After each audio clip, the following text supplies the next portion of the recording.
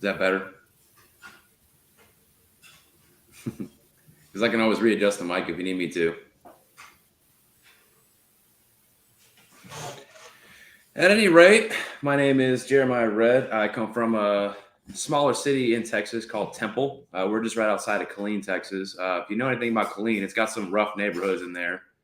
I was doing a show in Killeen, actually, and I was outside before the show. I was, just having a beer, having a cigarette. These two guys started getting into it. And I knew shit went down when they started like lifting up their shirts and showing off guns and whatnot. So I decided I had to do something. So right then I pitched my cigarette, I finished my beer, and I got in between them. I was like, listen, guys, you can't do this right now, right? We're at a comedy show. We're here to laugh. We're here to bond with other humans. And if anybody is going to kill in this room tonight, it's just going to be me, okay? Nonetheless, we're talking about gun violence and whatnot. I did want to get serious for just a moment, just to talk to you guys about school shootings. They're going to continue to be a problem in this country. And it has nothing to do with legislation, has nothing to do with who gets elected, but it has everything to do with moms being on OnlyFans. See, mom jokes have been the pinnacle of insult humor since before they built the pyramids. You can actually translate some of the hieroglyphics in the pyramid and see some yo mama jokes. Some good material. Now, thankfully, I don't ever have to worry about ever seeing my mom on OnlyFans. That's because she died back in 2017. Now, it's okay to talk about, right? Because I've learned a few things over the years. Like I said, that happened back in 2017. Like, for example, I learned through going through that number one, it's cathartic. So it's okay to talk about. We should be open and honest about these things. Number two, I can use that, take that and convert it, my own personal tragedy, into laughter for other people, for people to laugh at. But I think the biggest breakthrough that I had with that experience and then coming back from it was when I was acquitted of all charges. Everybody wants to take a moment, put your drinks up for lack of evidence. But like I said, through tragedy, you can learn a lot of life lessons. Just for example, you got to have those uncomfortable conversations with folks before it's too late. I was talking with my dad, and I was telling him how I really didn't appreciate the fact that after almost 30 years that I've been alive, he still thought that my little brother was the best out of the two of us. And then he finally changed his mind. Now, what changed his mind? I'm glad you asked. Well, my brother died. True story. One time, we got obliterated drunk, and we both thought it would be a great idea to both eat a Carolina Reaper, hottest pepper in the world, over 2 million Scoville units. And then a couple years later, he shot himself. Which, there's a bit of irony in this because he was a chef by trade. And so, the old adage goes, if you can't take the heat, get out of the kitchen.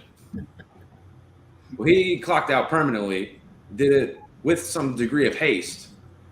He switched up his career without needing to use Indeed. So applause to him for that. Now, what's funny about that, too, is I've got my brother's keeper tattooed on my arm. And sometimes my friends like to give me shit about it. They're going to say stupid things like, oh, Jeremiah, how do you have my brother's keeper tattooed on your arm when your brother died?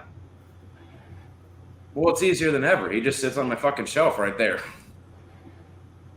Every once in a while I walk by, I'm like, hey, buddy, not going to get anything stupid now, are you? Nope. I'm watching you. I'm married now. I've been married for just over a year. And I had the conversation with my wife, about whether or not she would move on if I were to pass. And actually, she said that she wouldn't. She said, and I quote, I am completely uninterested in a life without you. What a horrible thing to say to somebody. Like, first of all, no pressure, right?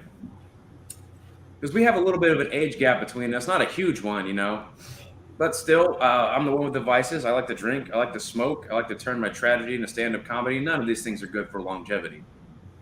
She's the one who exercises, eats right, doesn't have any vices whatsoever. So I thought of an idea where we can kind of meet in the middle, right? I'll start hitting the gym a little bit here and there, and then she could do something small, nothing major, pick up smoking. So that way, when we're on our deathbeds and we're about to enter our final moment, we could be hand in hand with our trach tubes in. I love you, baby. I love you too. I'll see you on the other side.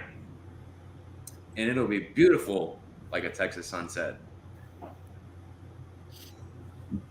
So in Temple, I live next to a city called Belton, Texas. It's a lot smaller than Temple, and it's a little bit more conservative. Conservative Christian, good old boys, that kind of stuff. And, it's whatever. Sometimes I just pass through. But it really leads you to some interesting moments. And the first one I can think of is I was at a coffee shop in there, and there was a little girl running around. And then she bumps into this older guy. The older guy looks down. He says, "A young lady, how old are you?" She said she was 9. This guy looked her directly in the eyes and said, 9 years old? I thought you were about 17. And I just think it's really weird that he went straight to the legal age of consent here in Texas, like no stop, all the way top floor. And it just don't sit right with me. But I guess if you think of the logic, it kind of makes sense. Because it's a lot easier to be a sugar daddy when you have to shop at Claire's rather than, Tiffany and Co. Well, lastly, another funny encounter I had in Belton. A friend of mine came up from Houston. We were having some drinks at a restaurant because conservative Belton, they don't actually have bars. So we're sitting there. There's a really drunk guy across from us, and he just looks me in the eyes, interrupts our conversation, and says, "Don't you know that Jesus was the great at everything?" I thought about it for a second. I said, "Well, maybe not everything."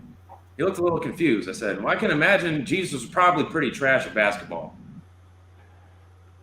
I mean, don't get me wrong. I'm not good at basketball either, but I have 100% more practice than the guy. I mean, I just think it'd be funny. Imagine spending 3 days dead, coming back from the dead, and then getting scored a triple-double on by a fat white guy like me.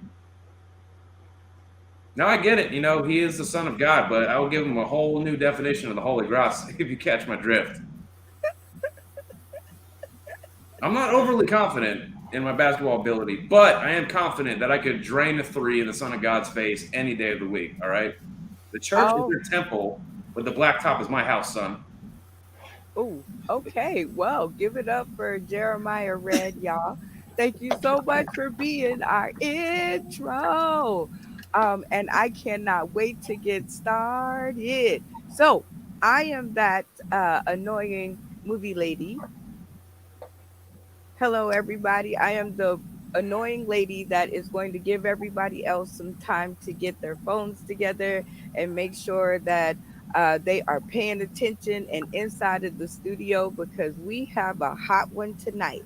And the way that I stall for time is, well, how else? Play games. So I have some movie questions for y'all while we queue up tonight's movie. And I want to hear y'all's answers. I want to know how much y'all know about this stuff because I was lost.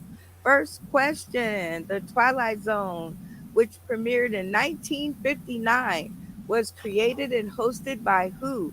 Alfred Hitchcock, Gene Roddenberry, Orson Welles, or Rob Sterling? Or Serling. I don't know that last one, but maybe y'all do. Do, do, do, do, do, do, do, Orson Welles. It's Alfred. Number A. A. Alfred Hitchcock. do, do, do, Orson. do, do, do, Do, do. do, do. All right, Vanessa Ray, what's your answer? It's A. I'm pretty sure it was Alfred Hitchcock. You pretty sure? All right, Mo McCoy, what's your answer? Rob Sterling. Oh, which is D. Okay, Jeremiah Red, what's your answer? I also am pretty sure it was Rod Sterling. Okay. Oh, sounds like y'all all know. Miko, Sandwich, what I don't pay attention. what I'm say you? I'm I'm with Alfred. You were Alfred Hitchcock? Okay. Linda Caramello, it seems like it's even. I got Uh the with director on that one, dude. who are you going with? Letter D. Letter D. Letter D. Letter. Okay. Randy Holton. Orson Welles, he was the shit then. Orson Welles. So we got a C in the house. Okay, okay. Well, if you said D, Ah, Rod Serling, Let's you go. are correct. Mo McCoy, you were the first to get it correct. Tell us how you knew that. Google, ladies and gentlemen. Click on the jaw. I thought, okay, here we go. How about this one?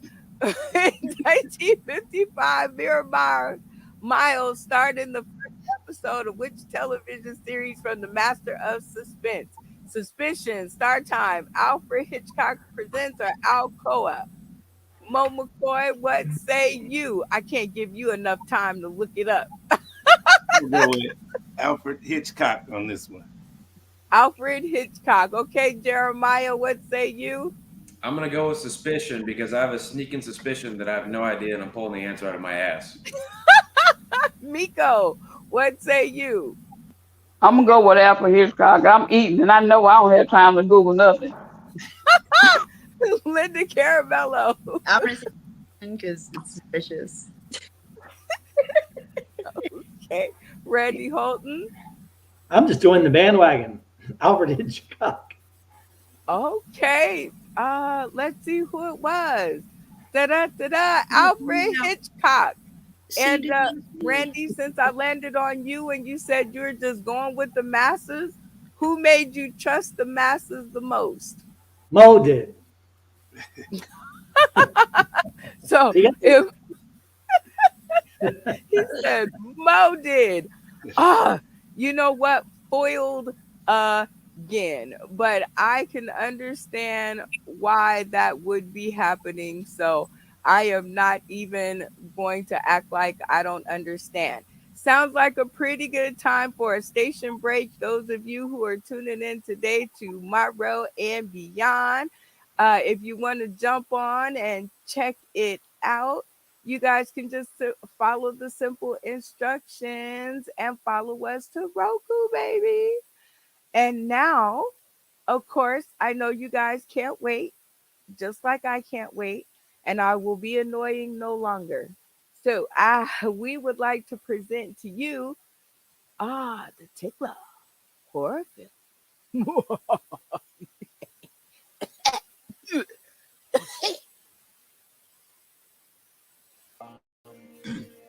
I'm gonna do a confessional. You really think that you have it like that? Listen, sweetheart. I'm Brandon Donovan. Brandon Donovan. Brandon Donovan. Brandon. Hey, Ray, how's it going, man? Marketing executive. You got your baby. Radio host of The Touch. The man out here, boy. How long till you find that one? I'm falling in love, bro. Brandon Donovan in love.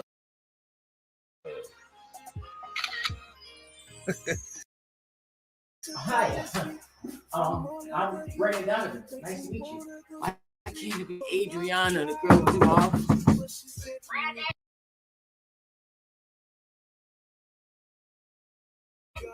So, what are you implying? Can't keep a woman the same life? Like,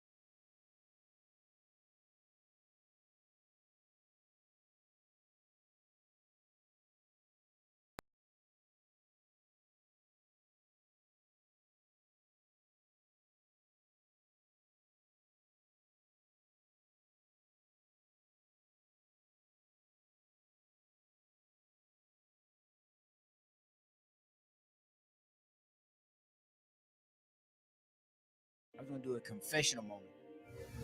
Do you really think that you have it like that? Listen, sweetheart. I'm Brandon Donovan. Brandon Donovan. Brandon Donovan.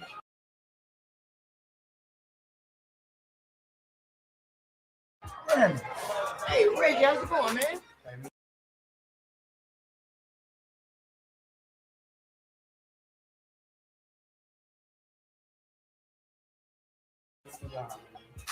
Marketing executive. Got you, baby.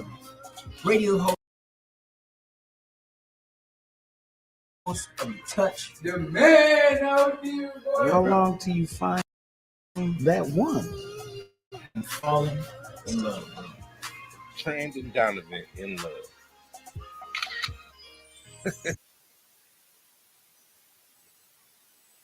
Hi.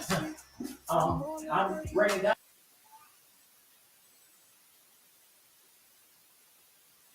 Nice to meet you. Why can't it be Adriana, the girl? So, what are you implying, that I can't keep?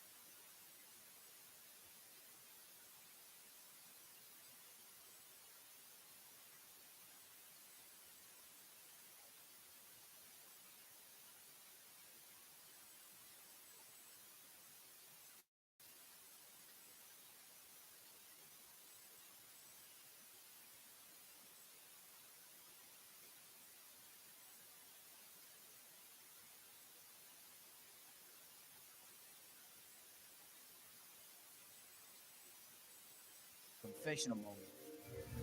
Do you really think that you have it like that? Listen, sweetheart. I'm Brandon Donovan. Brandon Donovan. Brandon Donovan. Brandon. Hey, Reggie, how's it going, man? Marketing executive. Got you, baby.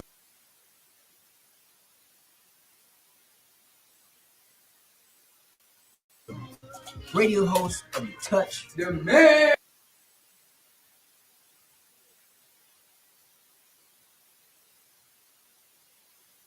How long till you find that one? I'm falling in love. Brandon Donovan in love.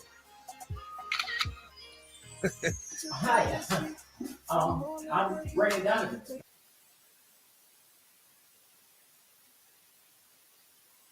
Nice to meet you. Why can't it be Adriana, the girl?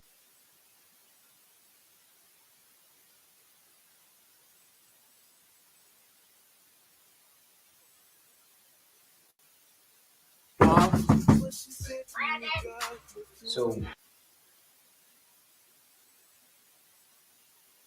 what are you implying, that I can't keep a woman safe? Okay, this one's My life. like it's just into high def a situation. Let's see if we can go here.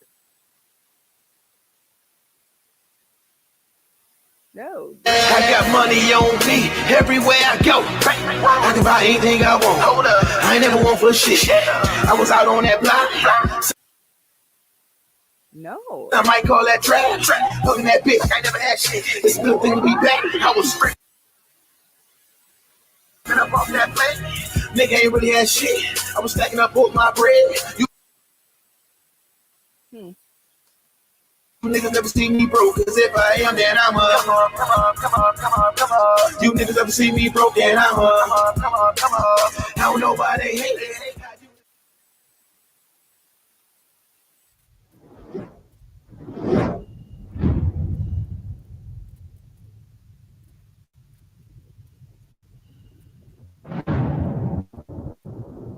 With Halloween still a few weeks away, the creepy clown craze is causing quite a scare. Michigan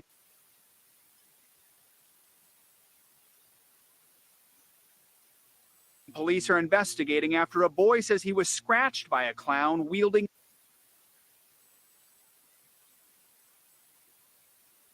a butter knife. He grabbed my wrist, and then he used the other hand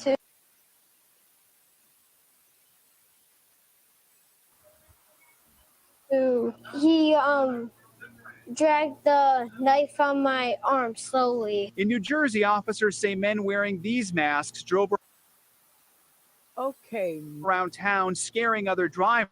And in New York State, photos of an armed clown made the rounds on social media. Okay, it looks like this one is going. I am going to have to shut down my computer. Technical problems, folks, but it's all good. Mo, you did it in such high def. Betsy don't want to do it. She's like, you did such a good job. All right, let's see. No, you did such a good job. My computer won't even accept it. It's like, nope, nope, but I'll be right back. I'm going to open up a new tab. See, that's what the podcast is about. If y'all is at the movies, y'all be mad as a mother. But if you guys want to catch it uninterrupted, where can they find it, Mo? Well, it's uninterrupted on YouTube. You can just look up the Tickler horror film. Or on Tubi. It's not on right? Tubi. Nope. Oh, this one's not. This is on YouTube. Okay. What's the name again? Under Fireproof TV film? The Tickler horror film. Mm-hmm. And what's the name of the project on YouTube? Fireproof TV. Well, we are going to try this one more time, and we're going to pray on it. What did you use to shoot this? We used a Canon camera. Okay, well, pray for us, because here we are going to try to do this again. I had this all set up. It would have been it would have been so awesome. This is my life right here. This is it. This is how it works. Okay, we're gonna try it again. And go. Before we go off the air, I'm gonna do a confessional moment. Do you really think that you have it like that? Listen, sweetheart, I'm Brandon Donovan. Brandon. Come on, man. You got touch. How long till you find that one? I'm falling in love. Brandon Donovan in love. Hi, I'm Brandon Donovan. Nice to meet you. Why can't it be Adriana, the girl who's off? So, what are you implying, that I can't keep a woman to save my life? I don't. Man, the biggest employer in the city. You meet a lady like that, you always gotta think she might be the perfect romance. Perfect romance. When I called you, you were there. Come and get me anywhere. Girl, you love me unconditional.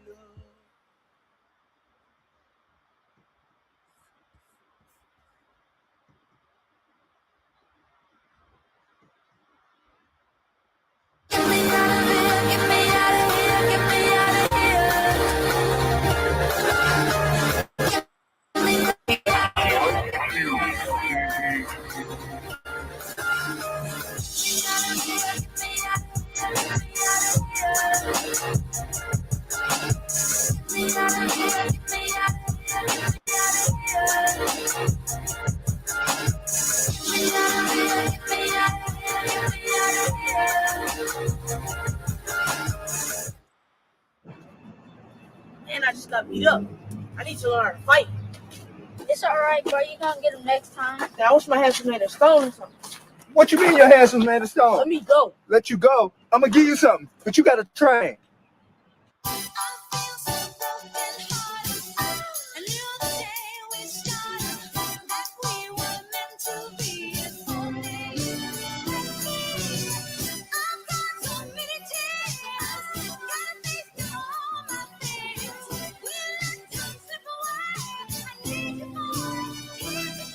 Yeah, she told me that she never asked for this. Life turned upside down, what the hell is happening? Life moving so fast, she can't capture it. Not on YouTube, there's no closed captioning. For me, it's been since 1989. When I saw cows on them drums, it was time. What was on my mind? This is what I live for. A feeling came over me, I just can't ignore. They say I was too poor, then I would never make it. Hard like going pro, no one from my city ever made it. My love for you, they got me hated. Never would I walk away with or without pay. Not even murder can keep me away. I'm here with Baby Boy. That's it, just Baby Boy. Baby Boy. You still got braces. How old are you? 35. 35. Boy, you don't look the hell. What kind of oil you use? I don't know. You sure you ready for this match? Yeah, I'm ready for this match. Do you know who you fighting? Yeah, Zach Thumper. This boy got braces in his mouth. You know you're gonna knock all them out of there. Yeah. Well, there you have it. Even young Baby Boy knows that his ass is gonna get thumped. $1 million guy on the rise, I'ma make it still chill. Go.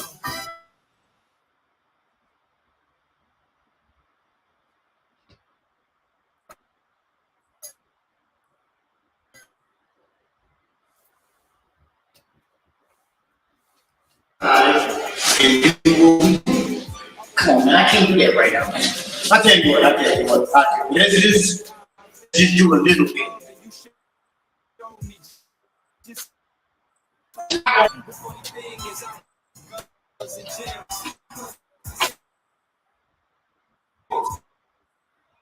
Sir, can you just tell how you feeling right now? I'm feeling. It's the question is how I'm looking right now. Because I'm here to knock people out. You know what I'm saying? That's what I do. Say it again. Say what you just said again. I said there's kids out there. You cannot go out there snorting that stuff. Listen, fuck the kids. Let me tell you something.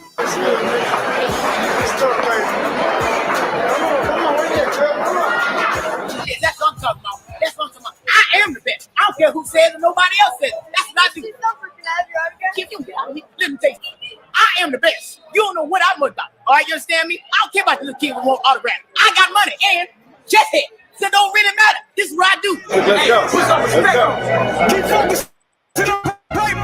Yeah, I walk like I got money on me. I talk the talk, you see, I talk like I got money on me. You check my dress the way I dress, say I got money on me. You know my name alone, say I got money on me. Yeah, I walk like I got money on me. I talk the talk, you see, I talk like I got money on me. You check my dress the way I dress, say I got money on me. You know my name alone, say I got money on me. Yeah, I got money on me everywhere I go.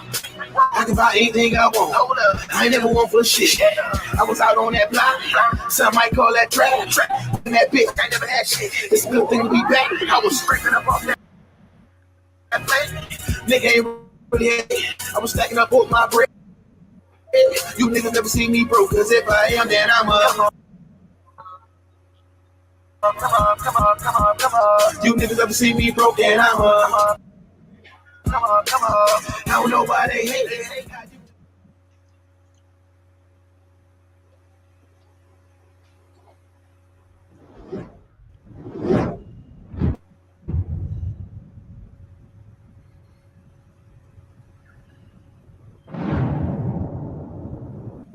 With Halloween still a few weeks away, the creepy clown craze is causing quite a scare. Michigan police are investigating after a boy says he was scratched by a clown wielding a butter knife.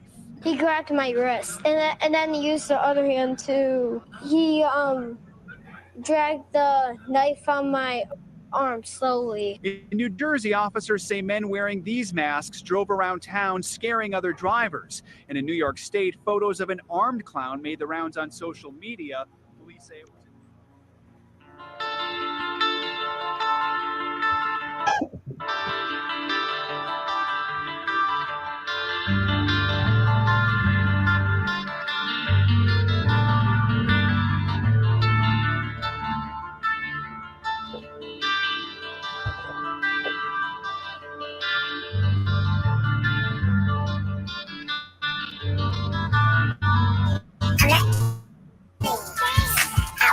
Did you say my name?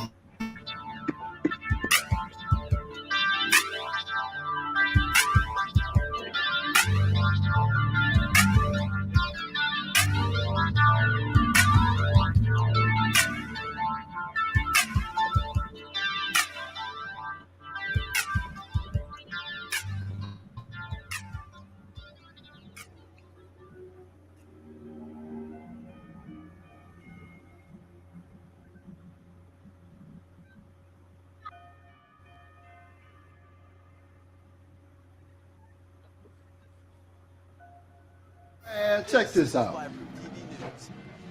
Halloween serial killer. Houston, Texas, a popular destination for trick-or-treaters, but in this case, there's a little bit more to worry about there. A new serial killer is on the loose in the Houston area, tickling 3 comedians in the past few months.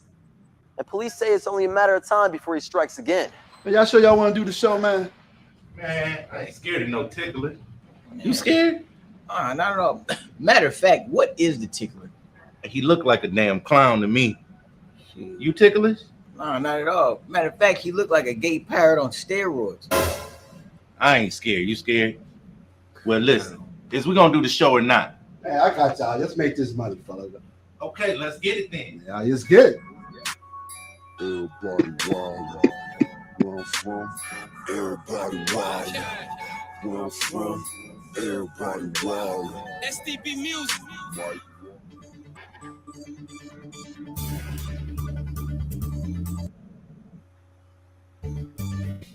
What? We on app? Yeah, take this, nigga, take it. Ladies and gentlemen, this is a worldwide breaking news with G County 24-hour news and your boy Cadillac DeVille.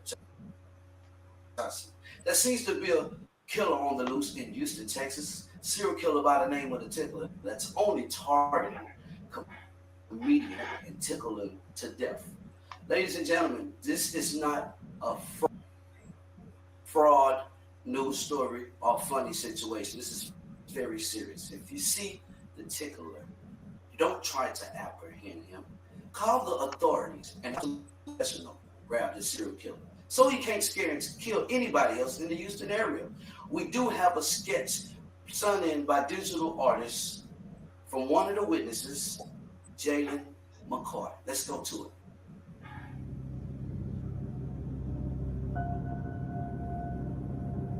All right, ladies and gentlemen, you see this sketch? If you see this anywhere on the streets, please call authorities. Thank you. And this is Chicago 24-hour news. We'll cut it out. Johnson. Where I'm from, we living fast and wildin'. Mike Wiley. Young hitters living violent. Mike Wiley. If you want it, then yeah, we got it. Mike Wiley. I don't think your G gon' Bro, man, only 52 people signed up for the show so far, man. We gotta sell more tickets, man. Do something about this tickler, dog. Man, the only thing we got to do about it is keep watching the news, man, because apparently this man is a serial killer or serial tickler on the loose. Look, I bet you got a Facebook. I'm gonna look up on here, gotta find his location. We get his ass. Listen, man, when does a serial tickler or whatever he is, or whatever he calls it, has a Facebook? I don't know, man. When did Charles Manson have a Facebook? Wait, look, okay, this is what we'll do. I'm gonna call Daryl from Detroit. We'll have him at the door, just, looking out for the killer. You take care of the comedians. You tell them, what I'm saying, everything's all good. I'll make sure the crowd know. And when I'm selling these tickets, that it's safe. You with me, man? Man, I've always been with you, but you know what I'm saying? This is kind of like O.J. Simpson again. He killed a white woman. You got away with it. Now he killing comedians. Hey, well, look, if he shows up, Daryl will get him.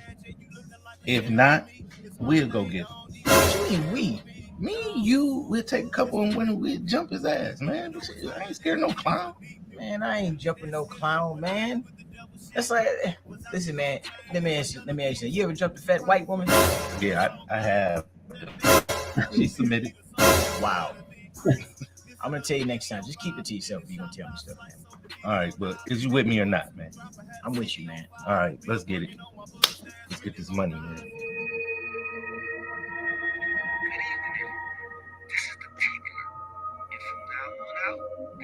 No more bullying on my watch. If anyone get caught bullying, got to deal with me or one of my carnival colleagues. Like that. So if you think it's funny, just try it. Try. Ha! Try. Ha! Try. Ain't no running, said it ain't no running, said it ain't no running, dog. Ain't no running, said the change gon' come, said the change gon' come, and it ain't no running, y'all. Said it ain't no running, said it ain't no running, said it ain't no running, dog. Ain't no running, said the change gon' come, said the change gon' come, and it ain't no running, y'all.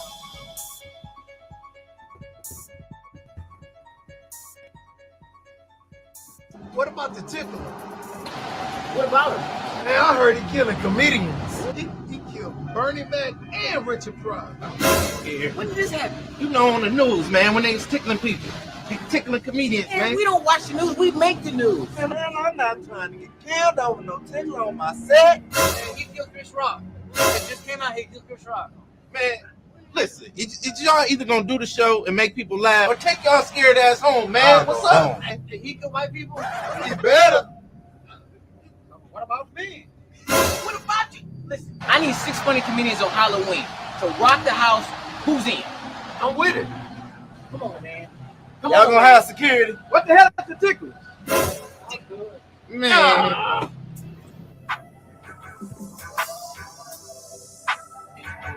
gotta get to the show so I can make this money. Man, I gotta get paid, man. Hey, is that the Tickler in my back seat? Man, I can't be letting it mess with my mind like this. I gotta make this money. I gotta make it happen. Oh man, damn. Man, it can't be the Tickler in my seat. I gotta make this money. I gotta make it happen. Nobody knows who the killer is. Where he at? Somebody tell me where he at. Look, where he at? Somebody, nobody knows who the killer is. Where he at? It's funny, man. I'm telling you, you see that dog that fell off the roof? That dog fell off the bed with the way he was going. Oh man, that dog right there, man. He needs some pedigree in his life, I'm telling you right now. He don't know what happened in that situation, man. Oh my God, what is that? All right, y'all ready for the first committee? Everybody say yeah. Yeah. I said, if you're ready for the first committee, everybody say yeah. Yeah. That's what I'm talking about. He used to say, come to the stage, man. This guy has been performing all across the country, man. He's been doing this thing, going for the improv. He's opening up for D.L. Hughley. Ladies and gentlemen, please put your hand and show your love for one of Mr. Terrence McPeters. Give it to him. Give it to him.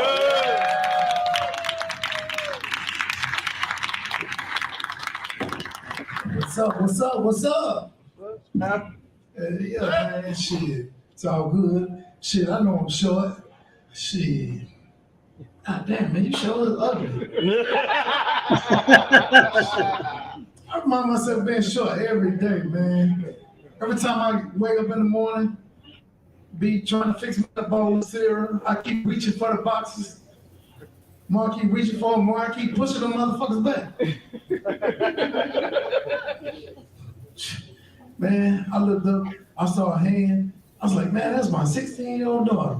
She said, Daddy, what's wrong? I said, not a damn thing that I can do for myself. She said, you want me to go to the garage and get that step stool for you? I tried to play stupid. She said, you know the one you use to wash the car with? She came on, she said, get back. She grabbed them boxes and slammed them on the counter. She said, I'm just trying to help you, little short ass. Man, who's this little funny dude sitting up in the front there? In the front row with these glasses on, head shining and shit. Head look like a skin back deep with a bow tie. What's wrong with your hair, man? You get your hair cut, man. Look at it. You need a barber or something, man? What's wrong with the recession? Got your ass? Looking like old throwback in the Smith. With your dope ass. What you do? Spend your money? You ain't got no drink. You ain't got nothing. Look at you random old Bobo ass shoes. Walmart khakis. Look at you with that wannabe polo shirt. Butter on your teeth. What's wrong with you, man? Yeah, you ugly, man. You can't get no women. You look hard up. You look like you've been up here beating on. Pants all wet in the front. What's wrong with you, man? You looking all hard up. Hey, somebody help this dude, man. He need a woman or something.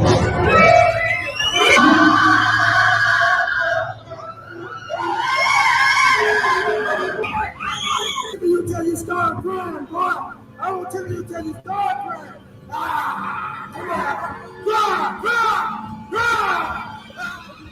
Yeah, that's my time, man. My name is Terrence McPeters. Thank you.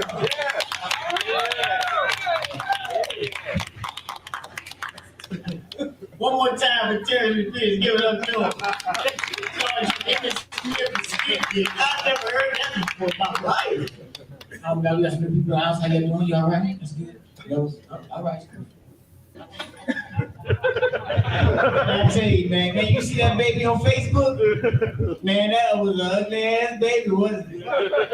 Man, you can see that baby from a mile away saying, listen to me, you ever look at somebody's baby and they just take your breath away? You just notice it, people like, look at your baby like, come look at my baby, being in the blanket first, and when you look at him.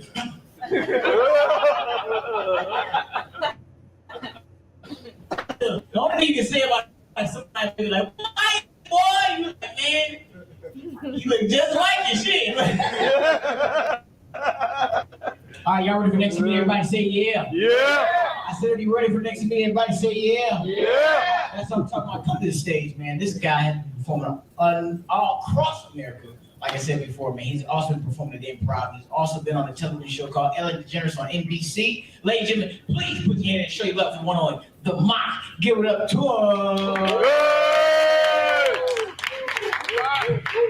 Yo, what's up with it? What's up with it? Let's get started, man. I kind of lost my voice. I eating your pussy last night.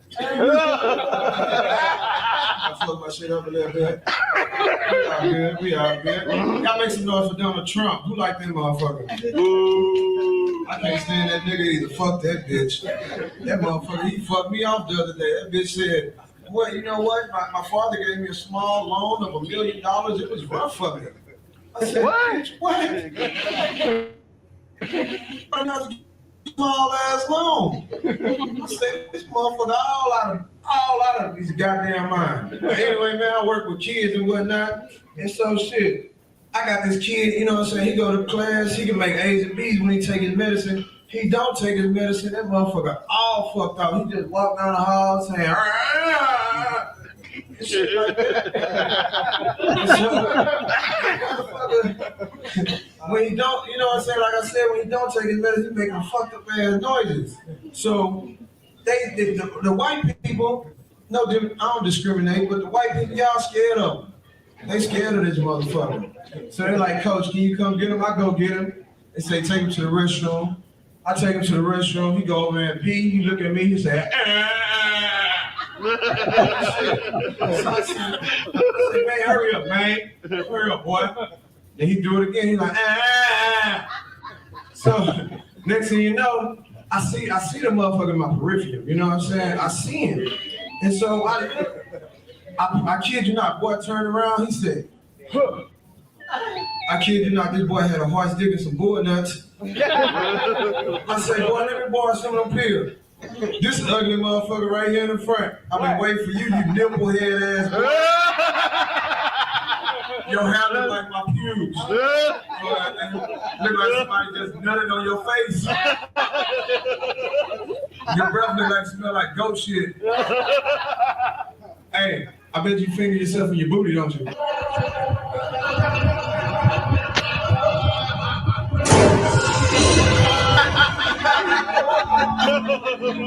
He get mad. He get angry ass here. Hey, you better know yourself what?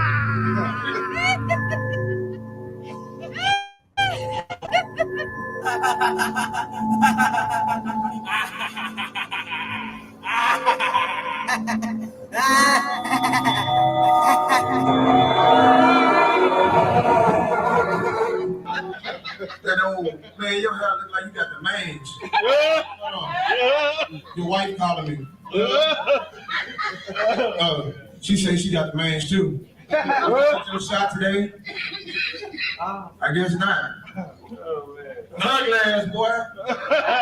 Hey, that's my time. This is the Mock Show. Y'all follow me on every social network. Yeah.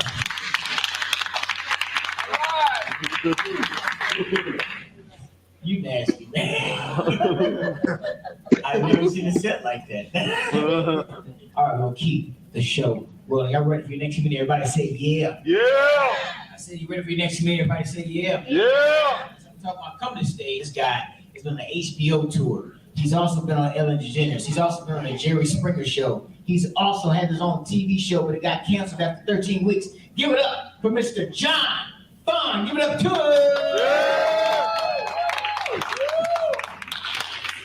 John. Thank you for coming out. Thank you, my name. I'm a little nervous tonight because I've watched the news too much. And I heard there's a murder in town, but I have to pay the bills. I got to make some money. I am, if you see him, I don't know. I hit him. Hold up. Like, I understand he's killing people, he had a hard time, but I had a hard time in life too. I'm not ready to be an adult.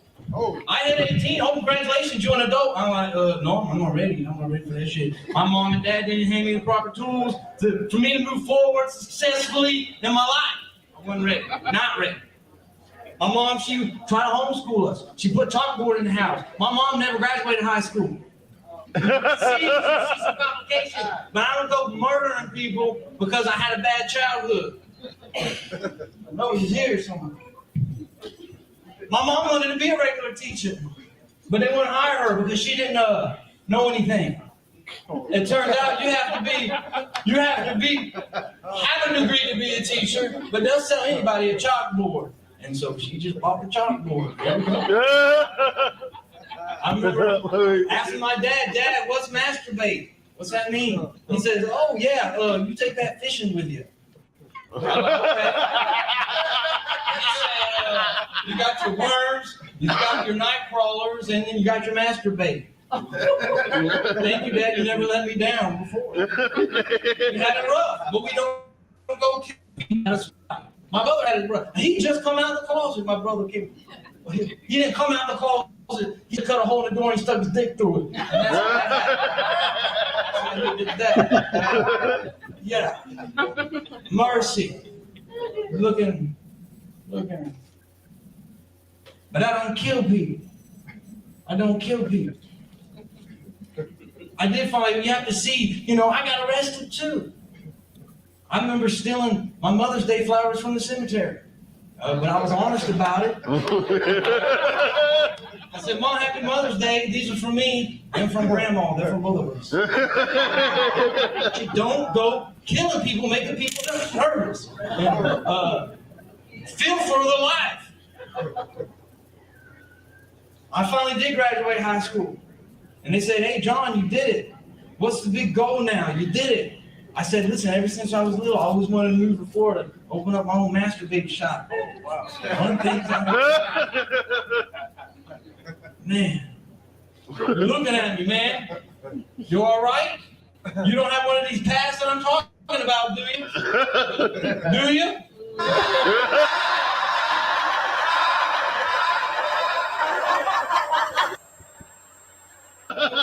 Mercy. Oh, wait a minute. I was homeschooled. You sat with me in class, didn't you? You didn't learn shit, and I didn't learn shit. Here we are.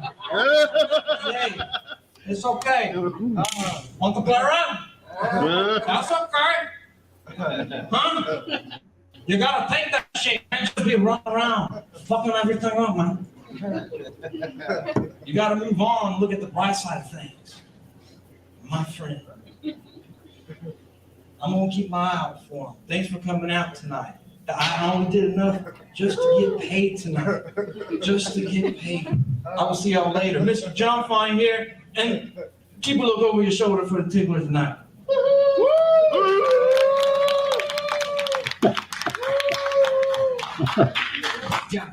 What's going on, y'all? Y'all like my suit coat?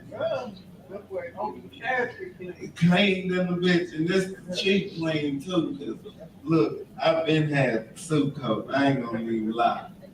I think I got this from my grandfather, but that nigga he can't wear it no more. But he kept it in good shape. So if I would have never told y'all he lent it to me, I could have lied and been like, this $3,000 coat or something, but because it's suede. Y'all really can't tell from down there, but it's suede. And if anybody know like I know, this suede, it costs a little bit more than, regular polyester. Y'all know what I just discovered not too long ago? Y'all know I discovered the real reason for condoms a couple months ago. And I know y'all probably like, well, yeah, niggas, for, protect from AIDS and STDs and babies. But that's not really the real reason they made rubbers. Did y'all know that? Anybody in here using unprotected sex? Everybody still strapping it up. Look, y'all can be honest. It ain't that many people in here. Y'all can tell me every motherfucker in here strapping up. It's a lot.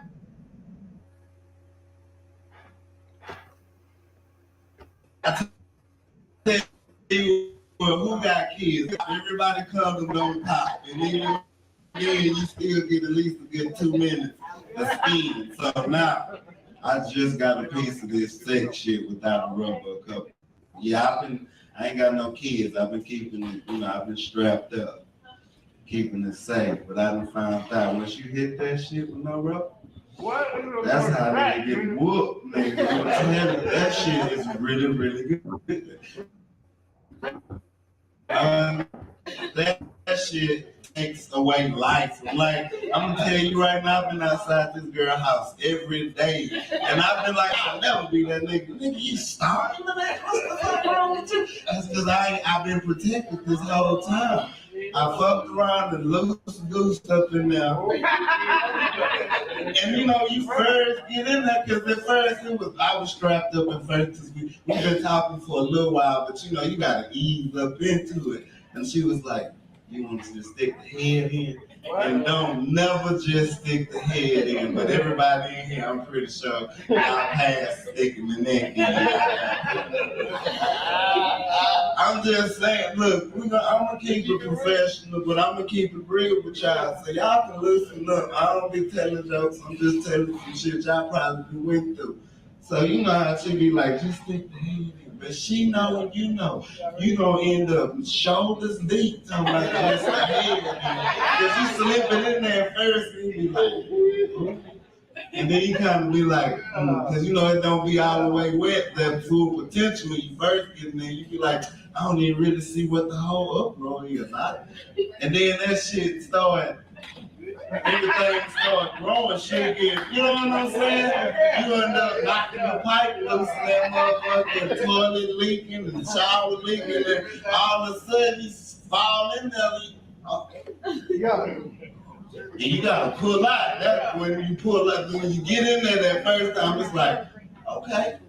If you could just stay there, you probably won't get whipped. It's when you pull back and it grab you and bring you back. And then next thing you know, you can't even find yourself. And you say to yourself, she say, don't worry about it, just keep going. Because remember, she just told you to stick the head in. It's 5 minutes later. You ass cheeks deep in there. I'm trying to tell you. She like, but I'm like, I need, in your head, okay, I need to get up out of here. Because I ain't even strapped up and I don't want no baby. Past the STDs, we just gonna have to go to color and get that shit. You have whatever you got that you fucked already. Once you past that head, once you got that neck in that motherfucker, you got what she got. Y'all doing whatever that is. Next step, we worried about the ladies. Because the disease, if you got it at this point. So she just tell you, just pull out. Easier said than done, brother. Because I'm going to keep telling you, the more you get to the point where you got to pull out, the better the shit starting to feel. Hell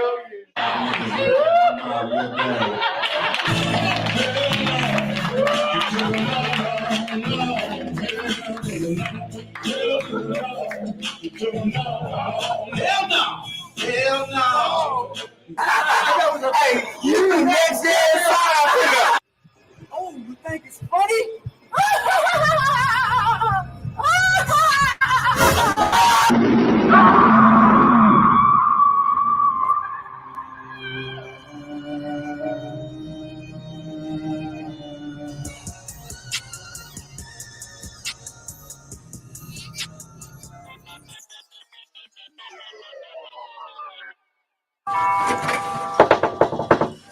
Leroy! Leroy! Shit, man, what?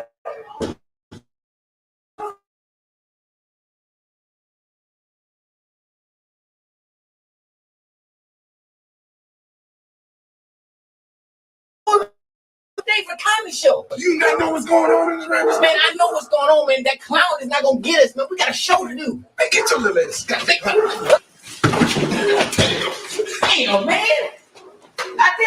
Why you been in the comedy show? Man, you not know what's been going on? Look, I know what's been going on out there. Don't believe the hype, man. That ain't true. Man, that shit is all the way true. You didn't watch the goddamn news, man. That shit crazy. Listen, why are you talking like a slave? The cop is not going. The cops is on the bush for this, man. They got the clown, and they gonna get the clown. Don't worry about this. How you gonna make money, man? How are you gonna make money? I gotta play that game, man. Fuck them shows. I'm bottling pickles. I'm trying to make it to part 2.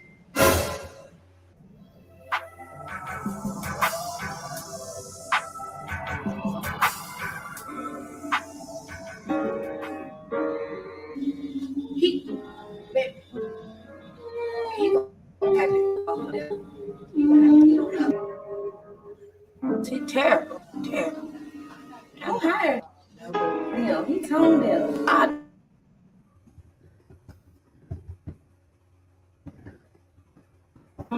understand that to you.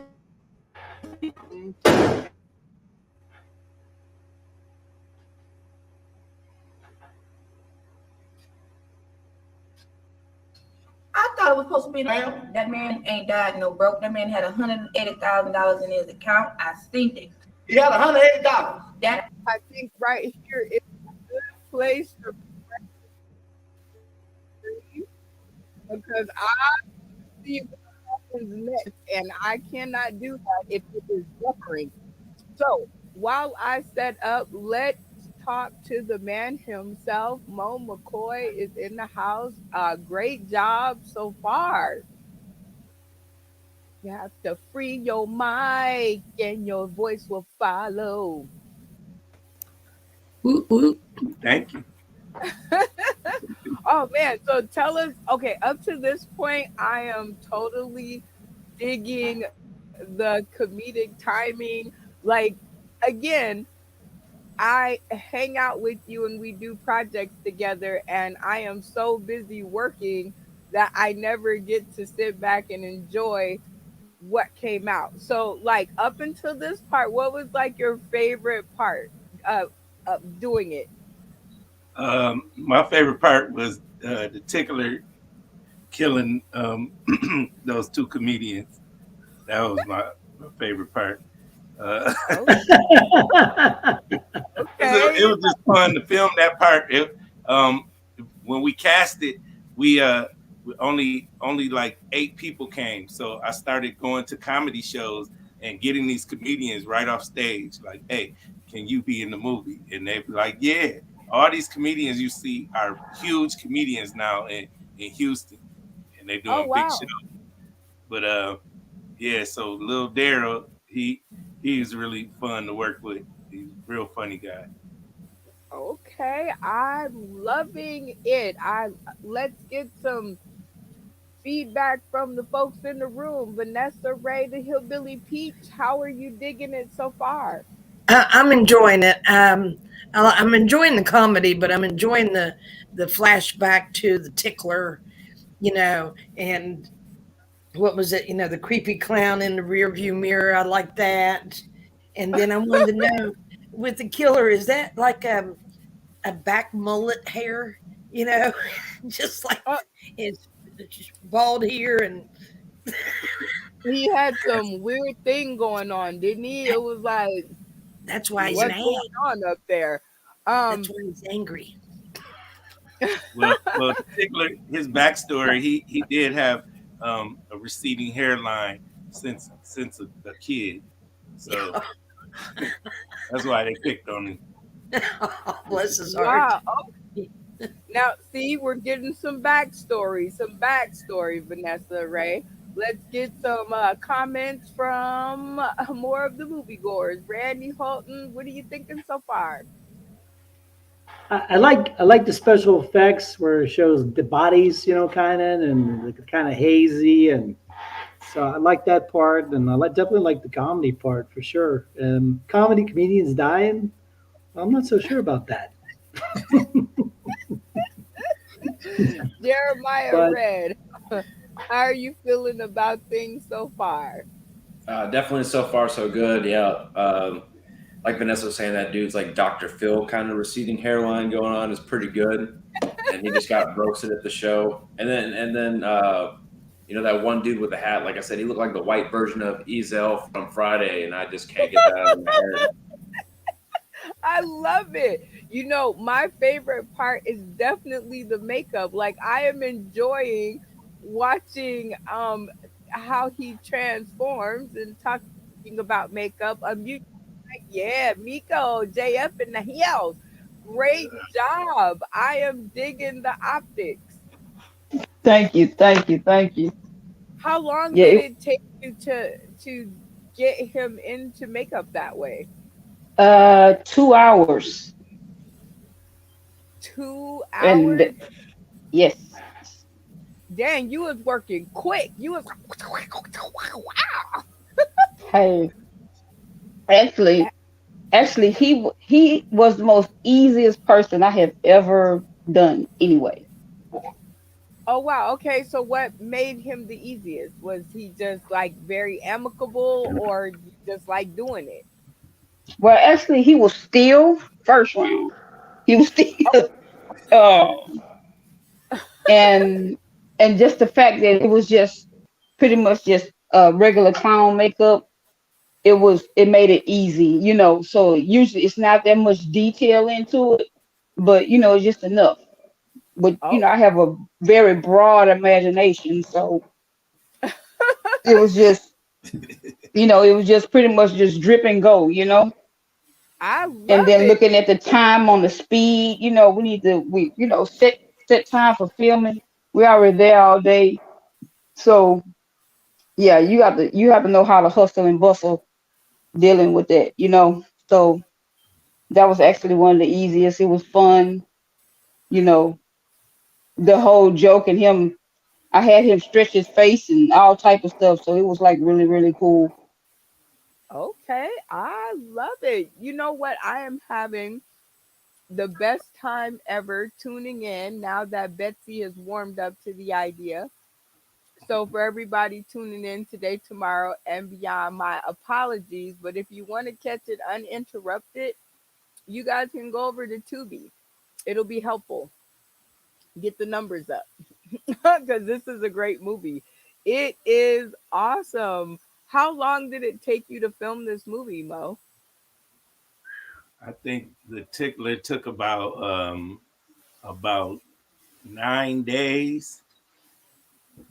Wow. Okay, just 9 days. That's Yeah, it. we worked on it every day. Okay, so how long were like the movie days to 10 shoot? hours. You know what? You guys kept a very positive attitude, but I guess hanging around comedians while you were filming was definitely a part of the magic. Yep, that was the easiest part to me because they could provide improv. You know what I mean? So it wasn't hard for them to do their characters. Okay, don't poke. What does your shirt say? Let's see. Fashion check. Don't poke a hole in my spacesuit. Right? Oh my God. Explain to us what that means to you. Like, that's dope. To me, that's like just don't be hating. You know what I'm saying? It's simple. Stop hating. Let me float. Let me Yeah, let me float. do my fucking thing. You know what I'm saying? Okay. Well, I definitely like your thing. And just to let you guys know that this is a live show, so technically this happen. However, you know, if you see the videos on Roku, where it might not be so difficult, might not lag so much, you can access your Roku device. You can download the UBSNPC app. You can search Sauce in the City, and I am eating my peanut butter M&Ms because I was like so into movies. Now, though, your people and my people, they know a lot about you. So, we always like to do a getting to know you game. And the one that I chose today because I need to know more is two truths and a lie. And we have to guess which is which. So formulating your brain, and I'm gonna put this up here so we can't tell if you're lying or not. Okay. And you're gonna give me two truths and a lie, and in no particular order. Don't tell them yourself. All right? Do you have them in your head? Yep. All right, let's go. I have my associate's degree in digital cinematography. I graduated high school in 1996, and I swam across Lake Michigan. Oh, I'm answering that one. Vanessa Ray in the house. Which do you think is a lie? I think that he did not graduate in 96. Not 96? Or whatever that Ooh. date was, yeah. Okay, Jeremiah Red. Which do you think is the lie? Same. He looks a little too young to have graduated in '96. You know what? We're gonna have to talk after this show. Anyway, Randy Halton. Um, which do you think is a lie? Well, he's a pretty good swimmer, but Lake Michigan, what is that? 40 miles across? That's a long crazy. way. He didn't say what part. He didn't say what part of Lake Michigan. He did not. Miko JF. Which one is a lie? The Lake Michigan. Okay. She Sounds telling all like his secrets. Stephen Ray, are you there? I don't know if he's there or not, but I can't see his face. But he's in the studio, y'all. So Mo McCoy, I'm gonna stick with the masses and I'm gonna say I don't think you graduated in 1996. Because Vanessa Ray is right. You didn't say what part. And you didn't say how far it was, so that's a good point. So I'm gonna go with 1996. Tell us the lie. The lie was I have not swam across Lake Michigan. In Lake Michigan, but not across it. I love it. I love it. Now I'm going to give you, the filmmaker, a chance to see if you can sniff out the lie. You will be the one and only sole vote in this next round, okay? So Vanessa Ray, the Hillbilly Peach, give us two truths and one lie. And I'm going to put this up here so you can get it together. And then you got it? I'll try. Okay, Lord have mercy. Let's help us all. All right, go. I have 3 degrees, medical degrees. I am a carpenter, skilled carpenter, and I've been up on 17 floors in a high rise on a steel girder. All right, Mo McCoy. Which do you think she's not telling the truth about? I guess I have to go with the high rise. I think she's afraid of heights. Vanessa Ray, which is it? I never finished my degrees. Oh. Well, you did in our heads, and we're going to leave it that way. All right, Jeremiah Red, two truths and a lie. All right, let's see. I am an ordained minister. I am 32 years old, and I'm also IMDb certified or registered qualified, whatever you call it. What do you think, Mo? I don't know if he's an ordained minister. Okay, Jeremiah Red, which is the lie? So I am an ordained minister. I am not 32 years old. Okay, well, we won't put you out on Front Street. All right, Randy Holton, two truths and a lie. I'm a professional golf player, and I a professional driver, and I eat a lot of donuts. Mo McCoy. He's not a professional golf player. He had that ugly book. I mean, that book. Randy Holton, which is the lie.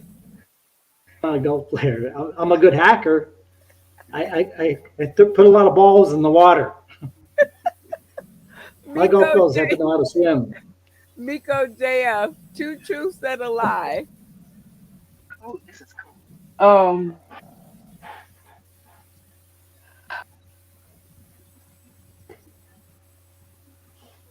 I love a good pork chop. Me too. I eat tons of pork chops. I work in uh, oil and gas as a hydroblaster, and I have a bachelor's in law. Hey, okay, Mo. Now you're closer to this situation, so you should get this right. The pressure's on. Bachelor's at law. You ain't told me about that one yet. Which is the lie, Miko? The pork chops. I don't eat pork or beef. Ooh, Mo, we gonna have to talk in the green room. All right, Stephen Ray, give us two truths and a lie. I have a master's degree in education. I currently live in a mansion, or I'm married. Ooh, Mo McCoy, which is the lie? It's a good one. I'm gonna go with the. You're not married, are you? Oh, let's see. Let's check it out. Tell us the lie. I live in a mansion. I'm not married either. Got one right. That's the truth. Oh gosh. Well, I see that you can pick out the characters and how creative your brain works, because you picked the most creative thing to say was the lie. You're like, it's got to be that one.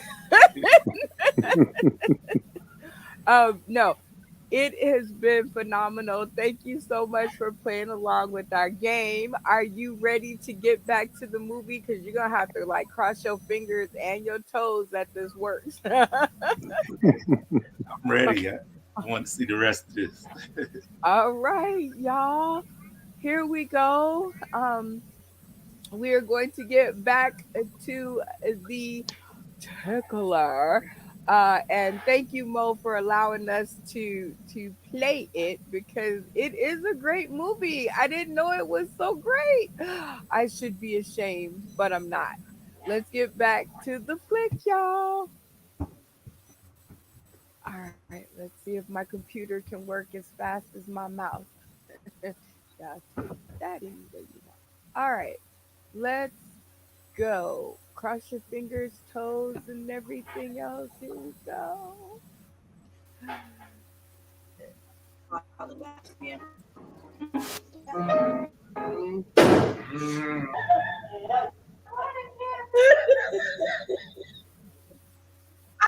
thought it was supposed to be an open case. Your husband died broke, man. That man ain't died no broke. That man had $180,000 in his account. I seen it. He had $180. That casket supposed to be open in gold. The day he get the bills, that's special. Now what's that? Broke motherfucker.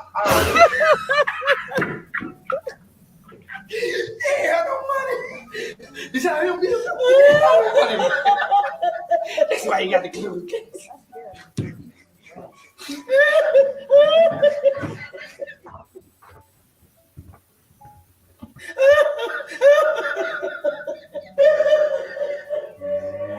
Good afternoon, people. I'm Boogie Brown, and I want to welcome you to the Boogie Brown Funeral Home. These two comedians, they died broke. So we're gonna have to get them the BMF special. Anyone have any word they want to say?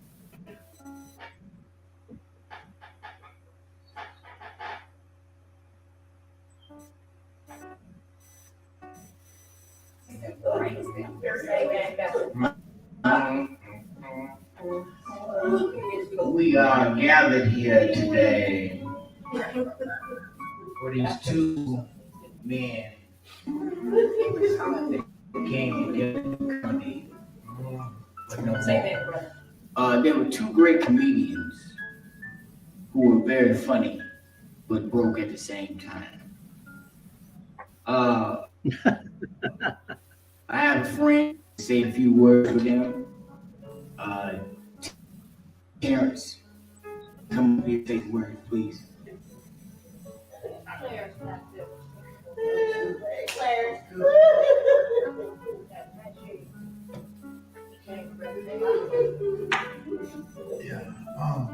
Hey, this is a sad occasion, but happy at the same time. These fellow comedians were my friends. And I know they took your money. I'm gonna pay your money back. I'll pay you. We did everything together. We gambled. We did shows. These guys were funny. We're gonna get that. We're gonna get the Tickler. We're gonna get it. Yeah. That's it. Thank you, Terrence. At this time, we just want to take up a donation for these comedians who got the BMF special, but they didn't have enough money for the burial process. So you have a choice in this. You either put something in the donation, or you're free to go.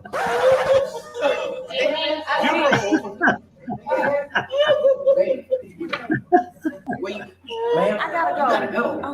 Call Uber, baby. Ma'am, are you staying for the donation? I get paid to be here. We ain't get paid for this? Well, Willie, I guess you can do the closing now. Yeah.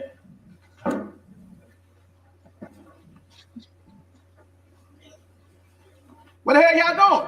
I still want my money.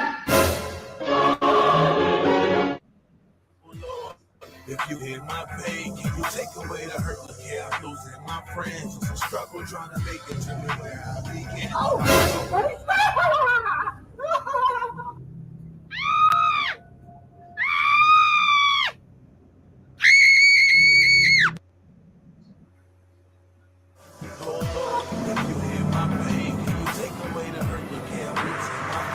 That's crazy, bro. That's crazy. They put him in the same cast? No, man. You believe it? No, I couldn't believe it, man. Look, they had to do this. Who's he? Man, this girl brother family? Get paid $14.99 To cry? Hey, two people the same. Hey, they did, right? Hey, man, get out of here. Hold on. They did. Please, right? Yeah, okay. Let me tell you that. We got to be careful with the Tickler, okay? That's why. Where's he at? Where's he at? I ain't no snitch. Who is that? I ain't no snitch. But listen, you want to catch the Tickler, you got to go to the car. I told you. You big car. You got to watch out. Listen, I'm not going to be involved. But that's what hey, come here. Hey, back here. Over there.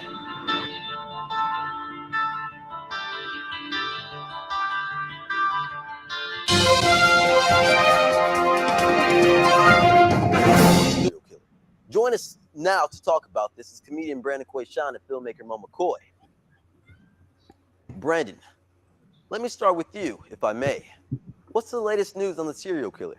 The latest news on this serial killer is we don't know him yet. We don't know what he's doing at this point in time. I haven't done any shows in a while because of this, because of my agent told me, because of the situation. He's killed comedians left from right. He's killed Richard Pryor, he's killed Bernie Mac, and he's killed Robin Williams. See, when the tickler tickles you, I was told at this point, you either when you die, you look like this. Okay, that's how you gonna die, because his fingers is long. Okay, because apparently when your face gets stuck, face get really stuck. You either look like this, or you look like this, or you just look like a whole retard, and you just gonna stuck that way. So apparently, him right here, as you showing the picture, as you can see here, he just looked ugly, and that's not Bozo from the foundation. So I just want to say excuse me from all of that right there. And how much participation are you getting from the Houston people on things that they've seen or heard? Oh, they scared as hell. I mean, they just scared. They scared. McCoy, so far it's been 3 comedians that have been targeted in this. How do you go about tracking them down, and do you think there's a possibility that they go outside of the Houston area? To track him down is easy because he only wants to kill comedians. So, as you see in this picture, if you see this guy, man, stay far away from him. Like, this guy is a lunatic and he's tickling people to death. I want to just say that it's safe to come to our comedy shows. Please come to our comedy shows, and we got top of the line, top flight security. You don't have to worry about it. We'll keep you safe. And if I see the tickler myself, I'm gonna lay hands on him. All right, comedian Brandon Quayshawn and filmmaker McCoy, thank you so much. This is Tyrese Baker with Fireproof News. Signing off.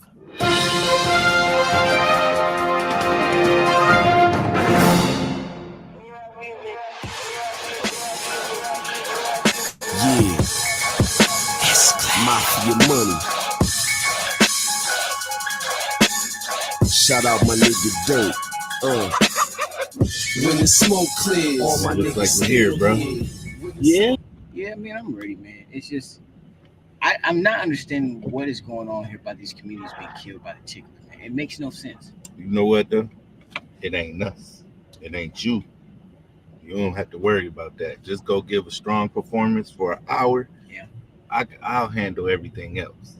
You're on stage. Your job is to tickle the audience. So I'm not worried about no tickler. I got a little something for his ass anyway. What you doing with that? Man, don't worry about that. Man, we do comedy, man. We Exactly. And I want to make sure people are laughing and not getting tickled to death. Just focus on the show. If the tickler shows up, I got it. There won't be not one disruption. Period. I'm just saying, man. Ain't this how Biggie and Tupac got killed? No. All right, let's get it, man. All right. First comedians for the night. He's a finalist of the Houston's Funniest Persons competition. He's a winner of the Ed Manning's Next Big Star. Please welcome the international comedian, Cy Runaday.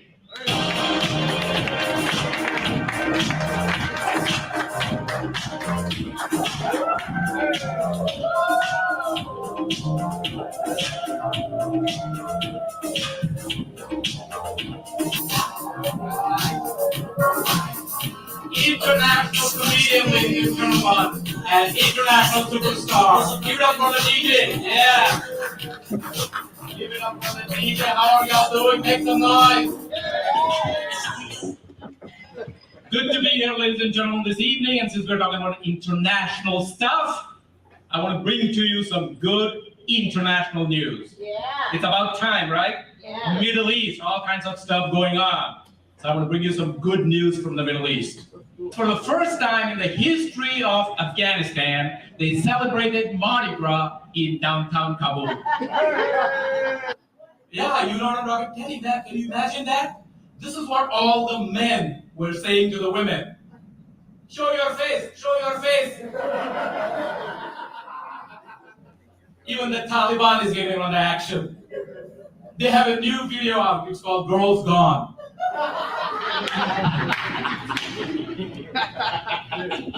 Some of you are looking at me and saying, where is this accent from? Looks like you have guessed it, and you are right. I am originally from the West Coast of India. And anytime I tell people I'm from India, they got questions. You know, like you all know, they got questions. So I'm gonna give you answers to those questions today. The red dot on our forehead means we are recording your dumb ass.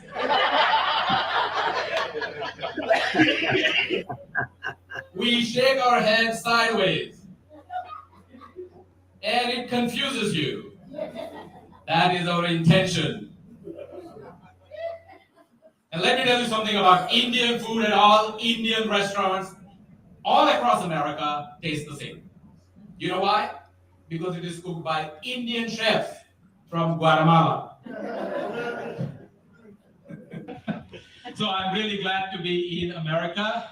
Back home in India, though, we used to suspect, all my life we suspected that cows were divine.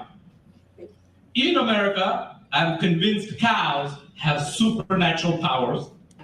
How else can you explain cows climbing the billboards and writing "eat more chicken"? My cultural shock really began the first time ever I went to a country and western bar.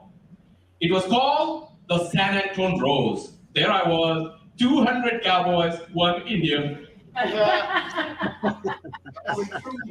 And you know how I felt? I felt like Martin Luther King Jr. trying to proclaim, I have a dream. Queen in downtown Jasper. I was there to have fun. You know, I approached this lady who was sitting by herself. Hi. They call me Kama Sutra. You want to get jiggy with it, baby? She's from Texas. She said, heck, why not? And then she began to get up and to rise. This was a tall, awesome woman. Yeah, my friends, you know, the word buxom means big patas. For my Latino friends, chichis grande. Now, folks, the only 2-stepping, that's what they do at this club, right? The only 2-stepping I had done was while dodging cow crap on the streets of Bombay. She noticed my confusion and whispered into my head, "Eh, you must be from East Texas or something. You hold my neck and I will hold your elbow." This is what we call cosmic irony. While my face was bathed in nature's most luscious bounties, this inverse wedgie situation was making mini-me unhappy. I'm talking about a wedgie in the front. This is where the guy down there and 2 of his associates have a split second to decide, do we feel like going right or left? In my case, all of them were sort of sitting on the fence. Luckily for me, the song ended. I decided to leave the club. As I stood outside the club, a few incoming cowboys handed me keys to their car. The best part of the story, I came in a brand new Ford F-150 truck. That's right. Did you see what I did right now? Right now? This is to listen. This is to order an applause. That's fucked up. And comedian ordering people for an applause doesn't make sense. I'm beginning to channel those hip hop stars. Y'all know what I'm talking about, right? I am old school, right? Y'all remember hip hop when it came out? It was all about what? Rap and hip hop. It was about emancipation, free, right? Have their concerts right now? They're controlling your every single move. Yo. Put your hands together. Yeah, put your hands together. Say yeah. Say yeah.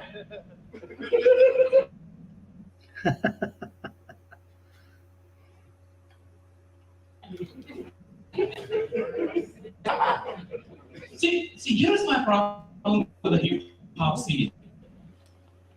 It takes 10 years for somebody to get a doctorate.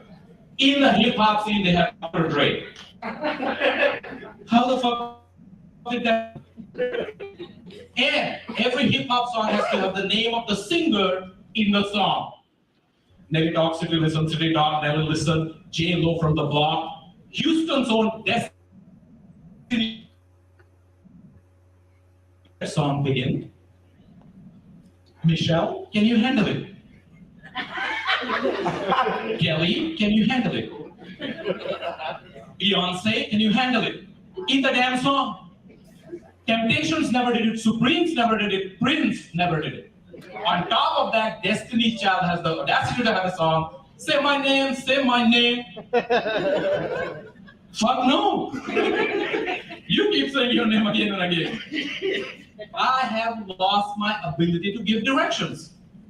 And I'm blaming it on Beyonce. The other day somebody said, where's the gas station? I just go straight and then it's to the left, to the left. He's making a U-turn, flipping a finger at me. And I hate some of the music, right? It was raining just like today. The other day it was raining. I left a little store and the lady said to me, sir, here is your umbrella. Here is your umbrella, Ella, Ella, Ella.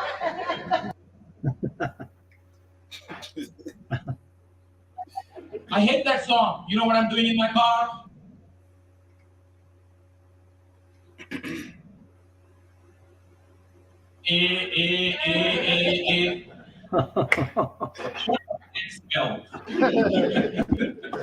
My name is Ironic. Thank you, ladies and gentlemen. Thank you.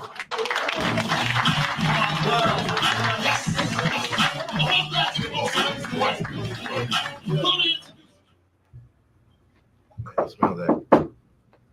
Oh, Tracy. What's that? Tracy, is that you? Yes, me. Come on in. Hey, Tracy, what's going on? Hey, you guys. I really hate to bother y'all and what y'all have going on right now, but I got bad news. Bad news before the show? I'm afraid so. It's about Cookie. What's going on with Cookie? Well, they say she got tickled by the tickler. What the hell? What happened? Well, she got off the plane and she went inside the airport. And the tickler was in there. And apparently he killed her. Damn. So what you basically telling me is I have nobody to go on before me. I'm sorry. Wait, man. That's Cookie, man. He killed Cookie? You gotta be kidding me, man. Oh, man. So we have no replacements. Well, here's the thing, Tracy. Man, if you see a man, you know what I'm saying, that looks like Bozo the Clown, please come and run and tell us so we can take care of this problem. So Look, I got a pistol. So yeah, just tell me. I take y'all focus on comedy. I'll focus on finding the tickle. I'll tickle his ass with a bullet. all right. Well, thank you, Tracy. I appreciate it. You're welcome. I'll be looking for Bozo. Okay.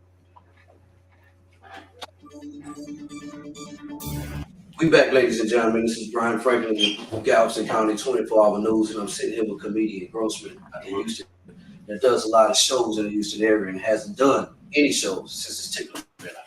Right, Mr. Grossman, tell me what you know about this tickler. There's no dangerous to tell. Yeah, matter of fact, I haven't did any shows, and I don't plan on doing any shows until y'all catch this guy. You know what I'm saying? I understand. Yeah. Then I already killed one of my homeboys. That was my homeboy. I don't even know how they called him. He smoked like a weed. He moved real slow. Yeah, and they got the white boy. That I understand because they always looking for shit. Yeah, But look, yeah. they killed my homeboy up there, and they gonna bury him in the casket with the homeboy. He didn't have no money. What? No insurance. We comedian, we broke. But look, man, y'all, you on the news, you the newsman, y'all got to catch this guy they call the tickler. Because if he tickle the hell out of me, I'm gonna let y'all die too. Well, ladies and gentlemen, you hear this? People out there, if you see this man, you can't do something with him, okay? Shoot him, tase him. If his hands up, fuck it, kill him anyway. Ladies and gentlemen, this is a serious situation. Be on the lookout for the tickler. This is Brian Franklin with G County 24-hour news. Thank you.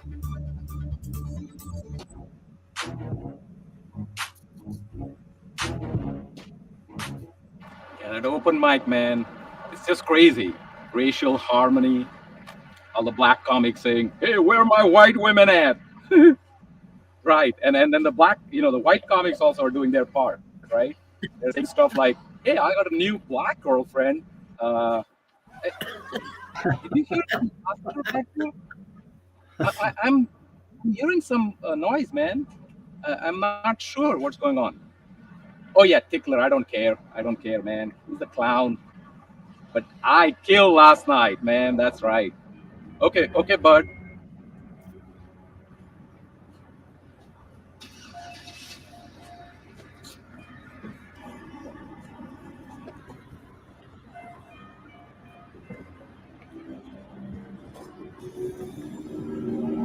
Oh, you think it's funny?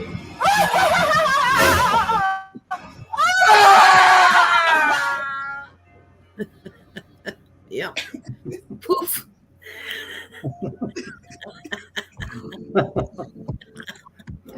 Yeah. Yeah. And we're gonna keep it rolling. We're gonna keep it rolling with our next comedian coming up. This comedian is a very guy who's his own. Lil T, he just got him a Bentley.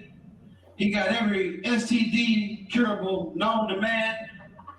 And he's a very funny guy. Been on Improv, been on BT. Y'all, let's give a round of applause for Lil T. I be getting busy every time I come around. Every time I come around. Every time I come around. She just wanna make love. Oh, what's up? What's going on, JoJo? How y'all doing tonight? All right? Because I always want to know where the hoes at. Oh. Fellas, in my line, we never find out, huh? Never. It could be 10 niggas in the group, and all 10 of us will not know what the hoes at. I was just get to a relationship, we got them all. They just start popping. We'll work. They just start popping.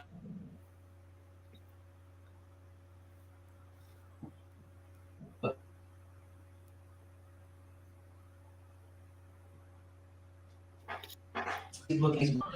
Boy, that MySpace was a motherfucker. MySpace started a lot of fights back then. If you wasn't in your friend top 8 and you knew them in real life, you'll text them up, hey, this might not be serious to you, but it's serious to me, man. I was looking on MySpace and I noticed I wasn't in your top 8. You care to explain? Well, my nigga Lil T, I was looking for the hoes and I think yeah, I know what niggas had excuses. MySpace was well. I thought you was a shit. You could put your music on the back of your profile. Somebody hit your profile, they can hear your favorite song playing and shit. I was from that Soldier Boy era. I had that my era, man. About 27. Just made 27 about a couple weeks ago. Y'all give it up for that. I'm a fix that OG in the hood. I don't know if y'all familiar with that, but shit, in the black community, you make it over 25 years.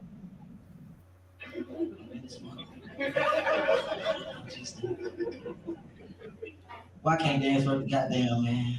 It's getting over me. Like, I hated that shit. Like, I hate when people dance in the club. I always gotta just stand to the side. Like, y'all got it this time. I can't fuck with it. Like, I can't dance to save my life. So when Drake just came out this Hotline video, nigga, that's how I look real. Nigga, I was like, this nigga got my moves on TV, nigga. Nigga, we made it. Real, man. I like Drake, man. I like it, man. It's good for you to want to be in your feelings. You know, that's a good person to listen to if you want to vent. Like listening to Drake vent about girls, it make you call up your old girls and just be like, you know what, I hate that something was wrong with me. You get to calling your ex-girlfriends, nigga, you start talking about bad shit that you did and you wasn't even in the wrong. She cheated on you, nigga, you be apologizing for her like, look, bitch, look, I feel sorry for you. Like, I know you ain't trying to cheat. I apologize for you. Love my mama, man. She a considerate alcoholic, man. But smoke your blunt, be drunk, and tell you what the fuck you doing wrong in life, nigga. Meanwhile, y'all both live at home with your grandmother's house. How you gonna keep me out tell me your mom shit? You ain't never loved me. It's like, what you? Love my mama, man. Trying to keep me out. She trying to baby boy me, bitch. Hold on. Got me fucked up. Grandma left this house for us. She tried. I'm like, did you try it? You tried to keep it. My grandmother, man, she got me a sweater before she passed away. It's my Bill Cosby sweater. That nigga in a lot of trouble now, huh? He was almost the perfect black dude to make it. We almost had one.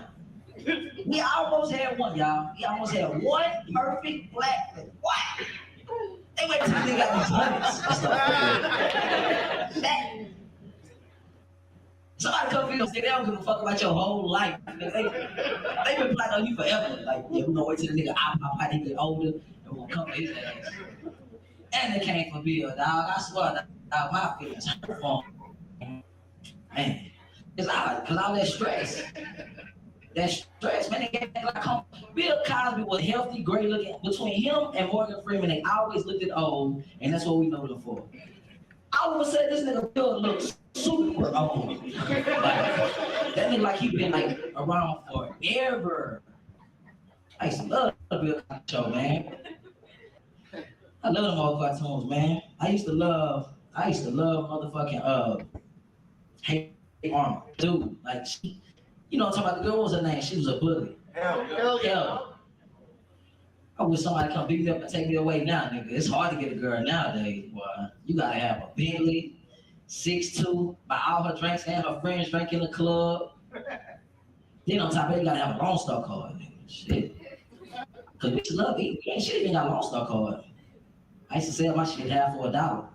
Get somebody $50 and give me $100 worth of Lone Star. You be in the grocery store, ballin', nigga, walking that bitch confidence. Let me get everything in this motherfucker. Nigga.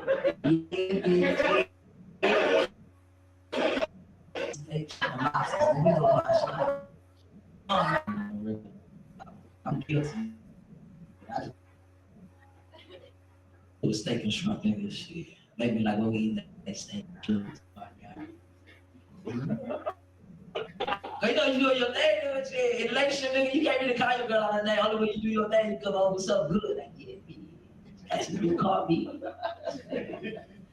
She ain't gonna let you make it with the BITCA. You can stop at that. You can stop at the BIA. I do want a kid, man. I want a kid for the wrong reasons, though. Income tax season. Maybe violent income tax season, nigga. $5,400 per child. Yeah, you say you ain't. You know, nigga say dang. The Mexicans ain't stupid. That's why they have 5 kids, nigga. Latino family had no less than 5 kids. A real Latino family, no less than 5 kids, and 4 trucks in the driveway. Lifestyle with 4 trucks. Yeah, they don't buy no cars. They just buy trucks, man. I love my Latinos, man. I do want a kid, man. Like I say, income tax season, man. Only because like Sally Mae kicked my ass. Like anybody else, she getting her money back from me every 2 weeks. They taxing me faithfully. What pissed me off is we was cool once we was setting up the payment plan. Like when I was getting my money together, making payments, she would call me every other day, talk to me on the phone. Hey, Tadiri, how's your day going? Nothing, Miss Susan. I've been fine. Just getting off work, working on that payment for y'all. And they text me every month. I ain't heard from this bitch since. She made me mad because I was crushing on her. Like I thought that was gonna work. You know, fellas, how we are. We would try to like coronize her. That's a new word, coronize her. Steal my shit. We try to coronize a woman into liking us back. That shit ain't working. Miss Susan got my money. She don't call me back. Fellas, hey man, we got this day. Man, I had fun tonight. Like I said, man, my name is Lil T. Keep supporting black comedy. Keep supporting my homie Mo McCoy, man. He manages me, agents me, and stuff like that. I've been drinking some words. 6, man. Rock us out, man. Appreciate the love. Y'all got Lil T. Appreciate it.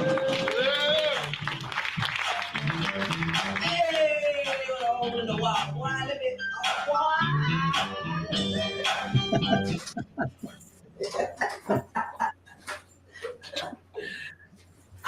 Nigga. Tickler can't mess with me. Told y'all.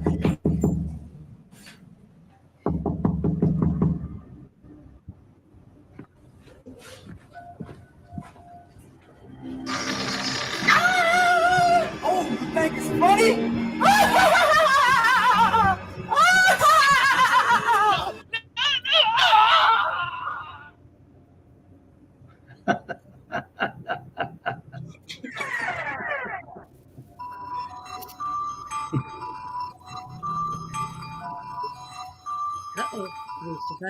You guys, I want you to give it up for my homeboy, Brandon Quishon. Let's give it up for him. Come on, ladies. Give him some. Give him some. What he said, give him some. Cut it off. Cut it off. What the fuck is this?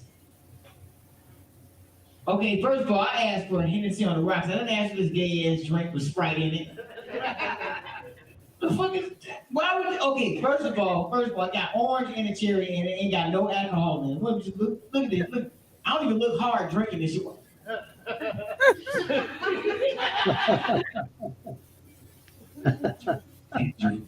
Bring this.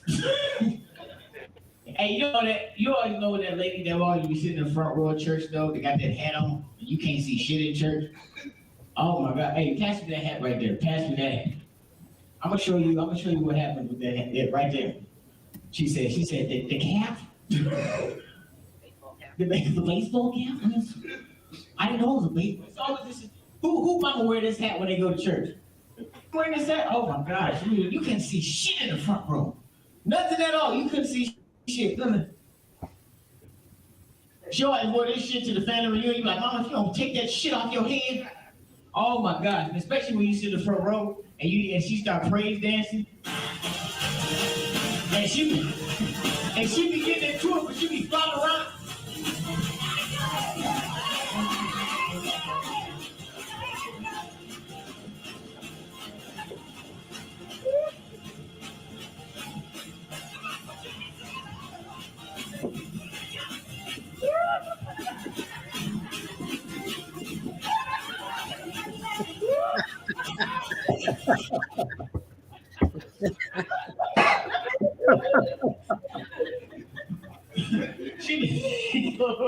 She be trying to be like, Mama, get your ass up off that floor. So what I'm gonna do is, I'm gonna get on out of here because I had fun. I don't want to waste any more time. And I appreciate you so much for coming out. My name is Brandon Bushon. I appreciate you. By the way, thank you very much.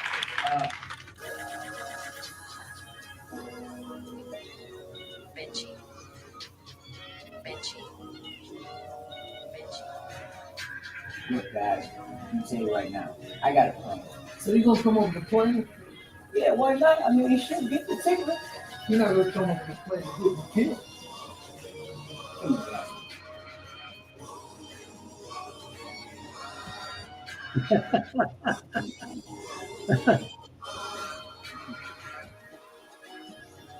Working hard just to pay the bills. Gotta feed the fam, ain't no time to chill. Gotta hurry up, for the time is up. I gotta erupt, and it seeming like a nigga will. Every beat that over bring me, man, you know I kill. And it's always gonna be something that the people feel. No lies, sit back and realize when I rhyme, man, I'm fine. It. All I do is keep it real. Yeah, nowadays all I see is fake. You know you gotta cut the grass so you can see the snakes. I know you hear me and you feel me so you can relate. But I've been dreaming and it seeming that I found my fate. Now all that I do is just go smash these songs. And I'm rapping this gift so this cannot be wrong. This money may motivate, I'm from that motor state. Most of this shit I did on my own. Still here, getting better at it. Busting through the attic, opportunity, I had to grab it. Let some people go, tighten up the flow. Now what do you know? Why live, man, I call it match. If you want it, you can get it. Gotta push it to the limit. Can't be timid, put your blood, sweat, tears in it. Now I'm rising, they wonder why people feel the vibe. No disguise, this is authentic. Yeah, overdosing off the dedication. Been a long time coming, I've been waiting patient. Now it's time to take trips through the whole nation. Bring a couple people with me, change their occupation. Take them somewhere they can breathe and get some circulation. Here we go! Here we go! Get him! With me and no working, you can feel the motivation.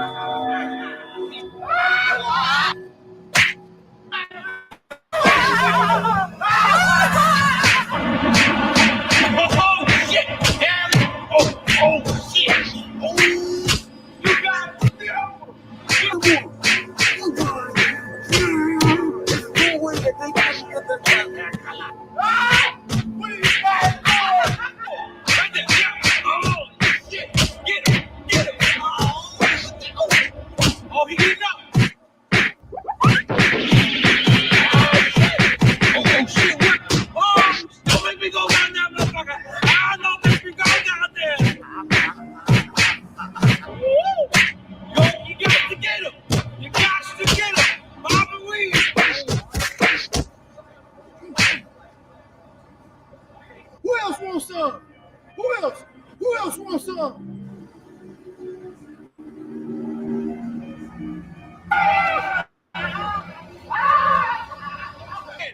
gonna have motherfucking tickler right now. Ah, shit!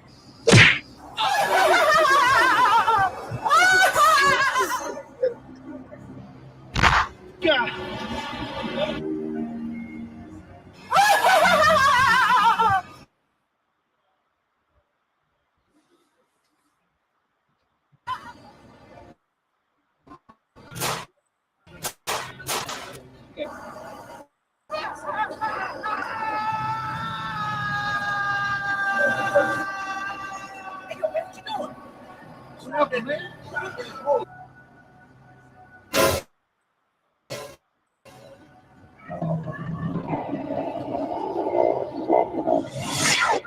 Told you was gonna get it. What?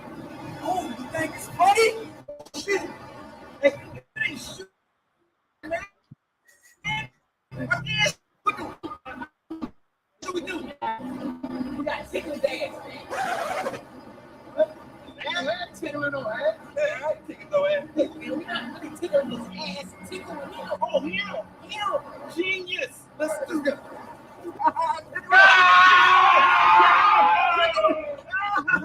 Yeah, boy. Tickle his ass back. Tickle his ass. There you go. There you go. Yeah. Woo!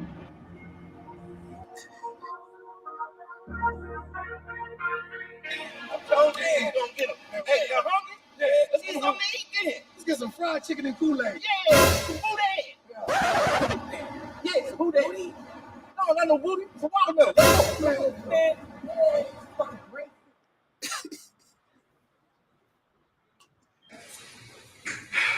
All right, yeah, the corner's here. Hey, doctor, be a little bit careful. I mean, you got a whole bunch of juice and shit popping out of his eyes, so just don't get too close. I mean, but overall, this is your tickler, so. Okay, well, let's take a look. Oh, shit! That's an ugly motherfucker, man. Ooh, balls don't look at motherfucking nigga. What the fuck you got on his nose? Nigga, fucking period, man. Yo, he's out of here. We're done. Let's get the fuck out of here, man. Yo, that's ugly. Jeez.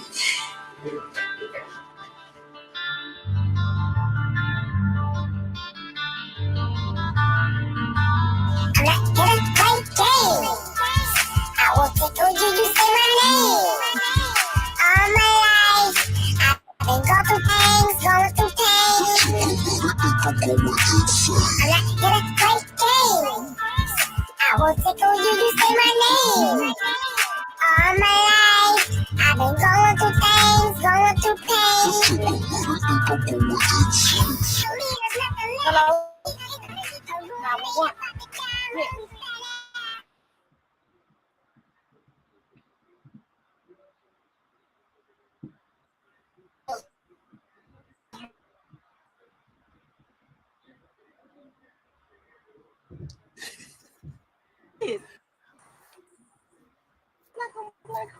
So lazy. Yo, you hear that? You hear something? I hear something. Oh.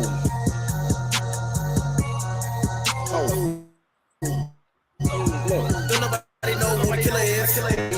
They tell me where he at. Look, where he at? Somebody, don't nobody know who the killer is.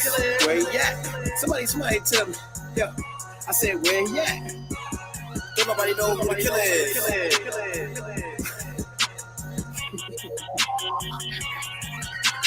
You ain't see it coming, supposedly. Knock it right off, you ain't know it's me. Tonight I wanna live, I ain't trying to die. All that extra funny shit will get you by. Pop, pop, pop, sing a lullaby. Phone went dead, why am I surprised?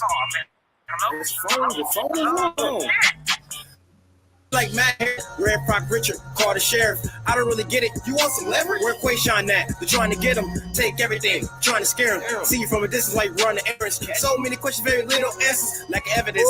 Where's the cameras? I ain't paranoid. They're trying to kill me. I'ma shit my pants when they came up near me. Trying to get us off, and that's so clear. I'm black. I'm the first guy in this scene. My friends all laughing till I come up missing. Staying in the house, no more risking. Trying to tell the cops, but I'm not convinced. You're not believing me when I say this, so I'm scared, like you just seen a ghost. Watch out now, you gon' get us both. No, don't get though. Why you do that? I don't know. I don't understand why you after me. You trying to be funny? Actually, who the killer is? Why you asking me? Don't nobody know who the killer is. Doing? Knock him out. Get a vase, I'ma knock him out. Don't really make no sense to me. There ain't even no electricity. You can sit here, I'ma live and go. Go and get a knife, then hit the flow. Strange things happen all week to me. Call the cops. They ain't gonna believe me. Okay, y'all. So that was the Tickler horror film, and I thoroughly enjoyed that. And I can't say enough kudos to you. That was dope. That was dope. Let's get some comments. What did you think, Jeremiah Red? I thought it was good. Definitely the interjection of the comedy in there with the full stand-up sets was something that kind of stands out a little bit. It gave these guys time to, excuse me, like show off their material and everything. And I think it really added on to the plot, which is good. I mean, these guys out here just whacking comedians. It's pretty funny. Okay. If they had like a part 2, would you be down to clown? Yeah, I think so. Okay, cool beans. Randy Holton, what did you think? I liked it. I liked it. It was Tickler, which is the main character, of course, because he's the serial killer. It's a pretty good name for a serial killer. I mean, there's been clowns in the past of serial killers, so the Tickler is put him on the the list of top 100 serial killers. Okay, I want to get in his mind of a serial killer. So if there was a part 2, Randy, would you be down to clown? Oh, absolutely. No doubt about it. No doubt about it. All Yeah. right. Vanessa Ray, the Hillbilly Peach, what say you? I thoroughly enjoyed it, especially the people that was like, oh, they definitely need tickled. They're corny ass jokes, but they were good jokes. I really enjoyed this, and I like the interjection of but that Ronald McDonald on drag clown was hilarious. That was great. Like, you know what? If I ever thought of a tickler, that's what I would be thinking. So would you be down to clown if there was a part 2? Definitely. I'm in there. I'm definitely there. You're definitely there. All right, Mo McCoy, it sounds like you have some volunteers that will be in the house if you ever made a part 2, which brings me to my next question. Will there be a part 2? Absolutely. I've always wanted to do a part 2 to that because as I've developed in my skills, I want to be able to portray the tickler even, more cinematically. And I think I learned a lot more about how to kill people on camera. So I'm kind of interested in, how I can, enhance the killing of the tickler. Oh my God, I think it would be I think it would be pretty great. I think a part 2, I can feel it. Like, is there a part in the movie for like me? Like, I want to get in front of the camera, but I have no acting experience whatsoever. So is there a place for people like me? Absolutely. Everybody in that film, it was their first time acting. Oh wow. Okay, so tell us a little bit about your casting process. Okay, so when I first moved to Houston, I didn't tell anybody I was an artist. I was an artist before I became a filmmaker. So I had decided to become a full-time filmmaker and moved to Houston from Michigan. So when I got to Houston, all my equipment got stolen right out of the car at the hotel. So I was like, how am I going to make a movie? So what I did was I put a post out on Craigslist, and I said, my name is filmmaker McCoy. I moved here from Michigan. I want to make a movie called The Tickler, and I need people, and I need somebody with a camera and somebody that knows how to edit. And I put the post out there, and I got a venue, and I had a casting call, and people, 6 people came. 2 people had cameras, and they were editors. 1 person was myself, and then Brandon Krayshawn, and then we had Miko, and then the last person that walked in was Adele Ali. He looks like how the Tickler should look. So I was like, that's a good start. This is my main cast. Absolutely. So then I set up another one at a different location, and but I had went to a lot of comedy shows and asked each one of those comedians would they be in the movie, and they was with it. Just like that. Like Yep, magic. Oh wow. Okay, okay. I love it. What was your favorite part of the casting process? Was it because it was so spontaneous, or like was it because you learned a new way to cast? Because it sounds like you learned like immediately on the spot when you're, when everything kind of got foobarred. Yeah, it was just like I had to just think about what I could do, and what was there, what I had access to, and I just kind of felt like I was made for it because this wasn't my first movie, and I knew that things happen, and I had to figure it out. So that's just what we did, is figure it out. Ooh, I love figuring things out. Figuring things out is the way that I have run my life because nothing ever works out quite the way that I anticipate. It's always fun, but it doesn't work out. So that's good to know that there's other people on the planet. So I have to ask, how old were you when you discovered your filmmaking? Because you said you were an artist. So, like, when did the shift happen? Well, I actually discovered the camera when I was an artist, because when we got signed to our first record deal, we had to make a music video, and we didn't know nobody who made music videos. So I went down to GRTV and learned how to work the camera. And so I shot our first music video and our first TV commercial. And so from there, people asked me to make theirs. So that's what I was doing on the side when I was an artist. Okay, so for those of us who are just tuning into your life, explain to us what GRTV is. Grand Rapids Television. It's a public access channel in my hometown, Grand Rapids, Michigan. You can become a member, and you can use their equipment and use their edit suites in their studio. And so I leveraged that. Well, had every piece of equipment that I needed to make a movie, and I did my thing with it. And you were in, and you're not gonna tell us like how old you were. You're like, Well, I was 17 when I went to GRTV.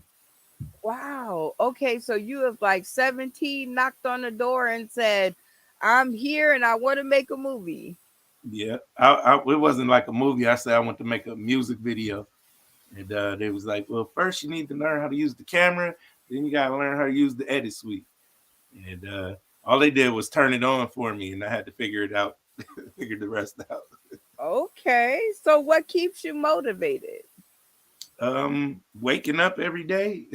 When I wake up, I'm motivated. That's like another opportunity to really do what I want to do. So, what would you tell the little Mo McCoys and the Mo McCoyettes of the world when getting into this? It's not easy. It's a lot of objections to when you wanna film. Can't do this. You can't do it. They told me you can't make a movie without a budget. Well, I got 52 of them done. Um, you can't film here. You can't film there. Just do it until they tell you to stop. Until they tell you to stop. I kind of like that because in my career, I can say, they always tell me I can't. Oh man, if I had $1 for every time somebody told me I couldn't do something, you would have 52. I would have probably about 10,000 of them. It seems they tell me I can't do it more often than not. So we have some people in the live studio audience on YouTube. So hi YouTubers and Roku, what's going on? UBS and TV and all of them. But HFTF Records LLC, tell us a little bit about them. HF. I don't know who that is. Oh yeah, I met him at Sin City Seafood. He does a lot of marketing and things like that. Yeah, Oh, so I met him at Sin City Seafood, and we didn't get to talk much, but we stayed connected ever since. well, it seems like you did a really good job because there they are. So shouts out to them for tuning in. And next up we have Lady D, that be me TV. Hey, she says, tell us a little Lady bit D. about this connection. Oh man, Lady D is like my film mom. You know what I'm saying? When I moved to Las Vegas, I tried to connect with all the creatives as I can, and me and Lady D hit it off right away. She opened up her doors, welcomed us into her home to film and have a creative Sunday. She cooked the best tacos in the world. All her food was good, but them tacos, them tacos. The tacos was off the Them chain. Okay. Yeah, Well, I got lucky enough to be on her podcast. So yeah. shouts out to Lady D. I enjoyed myself immensely and it rhymes, so you know it's true. Do do do do do do. So I do have another question. What keeps you motivated? Um, just again, just the opportunity to have Wait, another I'm day. sorry, you already answered that one. Yeah. My fault. How about what gives you inspiration? Oh, I'm inspired by movies. Like I watch a lot of movies. I watch everybody's movie. I at least want to watch every movie once. So I got a lot of catching up to do. Absolutely. What was the latest movie that you watched that you really liked that shocked you? Oh, I got to get a preview of the movie. What was the name of it? Was it Safety? I think it was a Sony movie, but it was really good. I liked how they filmed it with your smartphones and technology and stuff like that. That was pretty cool. Are you perhaps talking about Missing? Yeah, missing. Yes. We Uh, weren't supposed to talk about it, so I didn't store that in my memory. oh, yeah, well, it's out now. Oh, I think so you it could comes talk out about it after tomorrow. it came out. Huh? It comes out tomorrow. Oh, today. It came out today. Yeah. I made sure that I checked because I didn't want to get nobody in trouble. Mhm. And you are absolutely right. It was an amazing movie. Okay, so tell us about Ace Vegas Studios because they were tuning in and in the house. Shout out to Ace Vegas Studios. I do marketing with Ace Vegas Studios, owned by Darlene, a fellow filmmaker, and she's actually in a cover girl contest right now, and she's in the lead. We need people to vote for her to win, and she should be coming on the show. Oh, you know what? Ask and you shall receive. Darlene. Okay, I'm not even going to butcher that last name. Hi, Darlene. Hi. Hi, It's cover girl. Hi. It's Dalmacita, so it's spelled the way Dalmacita. Dalmacita, yeah. It's spelled the way it's Dalmacita. written. Okay, well, thank you for sounding that out for me. And I'm going to try to remember. But I am so happy to see you because Mo wished upon you.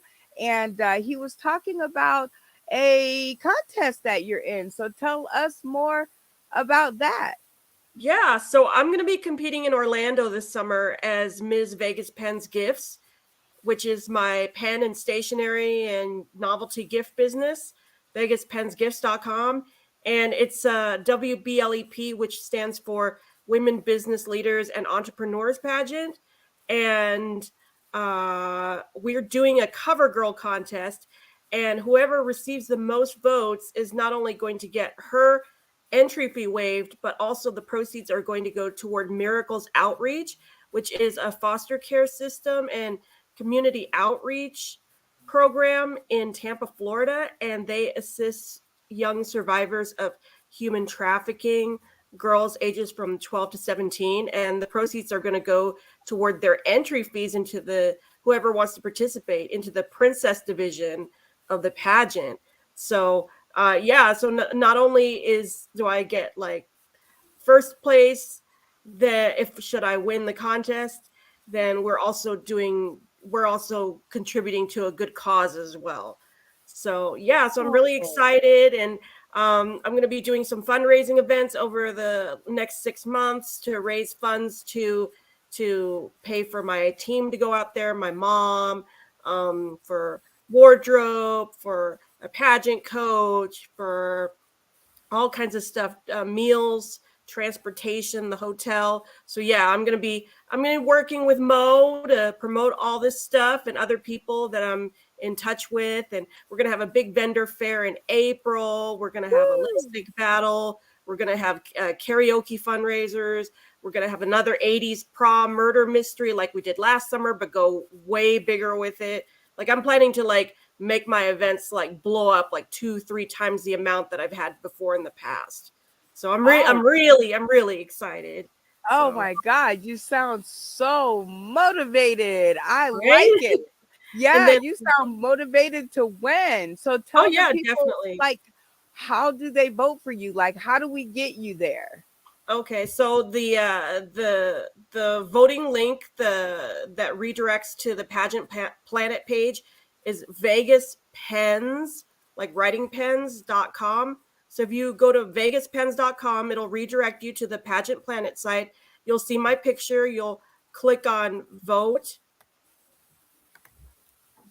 I think it's vote now. I'm going to go to the website real quick. So if you see can I share my screen? Actually, I think I can share my screen, right? I think you can. Give it a shot. Okay. Share screen. Yeah, so I'd rather show you guys how to do it. Okay, so if you type in vegaspens.com, that'll go to the Business Boss Bling 2023 photo contest. As you can see, I'm in third place, but I'm pretty close to the others. So if you click to vote, it'll say, help me win. I need 30 votes to be in first. So if you want to give me 30 votes, you can.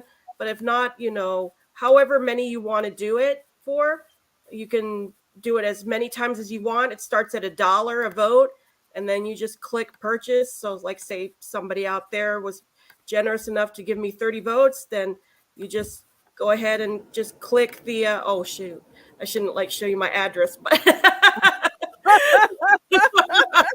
Look, we're gonna try to put you back up there really quick. Nobody saw that. We'll put that out later. I think you all get the picture. You just go to the next screen. It'll ask for your billing address, and then you fill in your debit or credit card information, and then you just send off the votes, and they get tallied to my total, and you'll be helping out the kids at Miracles Outreach. So yeah, as well as me as well. So yeah, so I already have.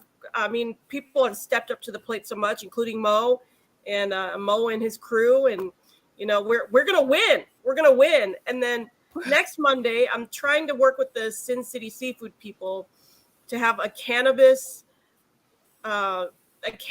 infused dinner, and hopefully they can give us a percentage of whatever the profits we bring in. Should we bring in a good group of people, that should be a last minute push to get more votes. Yes, absolutely. Or it should be a celebratory for all the people who did vote. There you go. See, you put the carrot at the end of the stick, and you say you only invited it's for all the people who voted. Yeah, I mean Right. I mean, like, I could invite like quite a few of those people already, like who have voted, but yeah, they're welcome to come, and as well as the people who are going to have dinner, so that also counts as their votes. So because I want to work with the restaurant somehow, if they can cut us a deal where they give us a percentage instead of charging like a cover charge, that it would be free, but you're expected to buy dinner or drinks or something, You know maybe a what? percentage of the bar or something. We'll work it out in the green room, Darlene. But what I want you to do is, there is something that I always love, and it is called game time. And that is where we loosen it up by giving you all a chance to express your inner desires. So I know that you said that you sell makeup. So I want you to grab the closest thing to you that resembles makeup, and I am going to set my clock for 60 whole seconds, Darlene. And I am going to let you turn into the best saleswoman possible to spin your pitch to get our votes. You got it in your hand? I don't sell makeup. I sell pens, stationery, and gifts. Okay, well, pick up the pen, stationery, or gift. The clock is set for you to sell. Yes. Okay. Woo! All right. So you want me to go and grab it now? The clock is ticking. Okay. Sales time. Sales time. Sales time. do do do do do do do do do do. All right. Do do do. Okay. We've all gone on vacation before, right? So have you ever gone on a trip and just thought, oh my God, I forgot to bring this, I forgot to bring that? There's always at least one thing that you forget on vacation that it's like, well, I forgot this, so now I have to go to this tourist trap location and pay more for it, but you don't have to do that anymore because I have the Pack This notepad by Knock Knock. And you will never forget anything on vacation ever again, because this was actually one I did use for my LA birthday bash a couple of years ago. And as you can see, it has everything that you would need for a trip. Basics like your travel aids, sleep mask, your cards, your credit cards, your cash, maps, travel confirmations, your documents, laundry bag, because you got to put your dirty undies somewhere, and then your headphones if you're going to listen to, if you want to drown out like any unnecessary conversations on the plane, just be in your zone. Backpacks, purses, again, your underwear, your socks, ladies, your bras, if you're going to go on a cruise, it has slacks, suits, dresses, suits, a tuxedo. If you're going on somewhere really fancy, casual clothes, accessories, hygiene, your toothbrush, your toothpaste, all that good stuff. So yeah, I mean, anything that you would ever need on a trip, you need to get this notepad. So I do sell them on my website. They're one of my most popular items. They're one of my best sellers. And so, yeah, I mean, you know, whether you're going on a trip for the weekend or you're going on a week-long cruise to the Bahamas or something, I mean, it doesn't matter. You need one of these. That is If you have time. wanderlust like me. Sell that SKU. She sold the heck out of it. Let's see if we can get you some customers, Darlene. Mo McCoy to the stream. What do you think, Mo? Are you purchasing or passing? I need one of those for sure. I definitely need that. We got you purchasing. You do enough trips. I can see that happening. All right, Jeremiah Red, are you purchasing or passing? I'm definitely all in on that because my ADD, I will forget something. I have a similar notepad from that same company. It's called a Mind Dump, and it's laying around here somewhere. So I like it a lot. From Knock Knock, yeah. Mhm. They have a whole bunch. Like I have another one I use all the time for groceries. So for groceries, all okay. out of I Well, we use got- that like every time I go to the grocery store. I use that as like a grocery list. We got 2 sales. All right, Randy, what say you? Are you purchasing or passing? Well, she never said the price, but I'm not going to buy it. I'd rather forget stuff and have to search or buy it when I get over there. So that's much more fun. Vanessa Ray, the Hillbilly Peach, are you purchasing or passing? I definitely, with me in paper and pens, I'm definitely purchasing. I probably will never use it because it'll lay in a box with my other papers and coloring books and everything else, but I definitely want one. Well, it is on sale right now. It is $7.20 and it's free local delivery. So that's nice. That's nice. Yeah, That's because not it's bad on at all. sale for 10% off. Normally it's $8, so it's not too bad as far All as right, price. Nico, you now know the price of it. Are you purchasing or passing? Free your mind. Get your muted. I know, right? I'm over here getting it over here, like getting it. I gotta put all these beads on this line, and this is tedious. Oh my god! So I do all of the packing and everything in my household, and I don't forget anything. So I'm gonna have to pass on that. But Okay. I do know some few people who need that because I'll be like, look with them. So, hey, I'm gonna follow you. I'm gonna follow you and all that extra fun stuff. And I have people who I know who need that. But me, even with groceries, I do the grocery shopping and everything. Well, that has been your latest segment of Sell That SKU. And you guys, if you guys want to get one, you can inbox me direct, comment on this video, or look her up because even if you contact me, I have no idea where it hangs out. So I don't know because I never go anywhere. But hopefully that's going to change this year. All right, Mo McCoy, your last question. You ready? Yep. What's your next project? Ooh.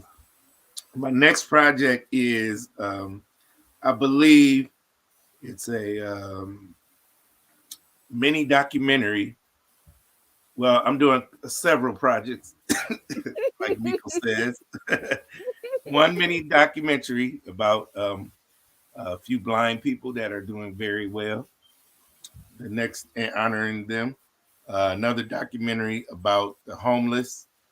And then I got February, I go to Texas and I got to shoot Mo City, the movie.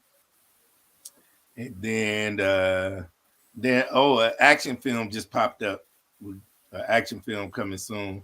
It's called Unified Force, written by Edwin Victory. Okay, sounds like you're going to be a busy guy. So, the last part of this, I promised that I would. I am going to open the floor up to your fans, friends, and followers, and everybody in the studio. And I am going to let them pepper you with questions. And I am going to remove myself from the situation. So I really hope that you've got it. Here we go. Let's go. Okay, first up we have Randy Holton.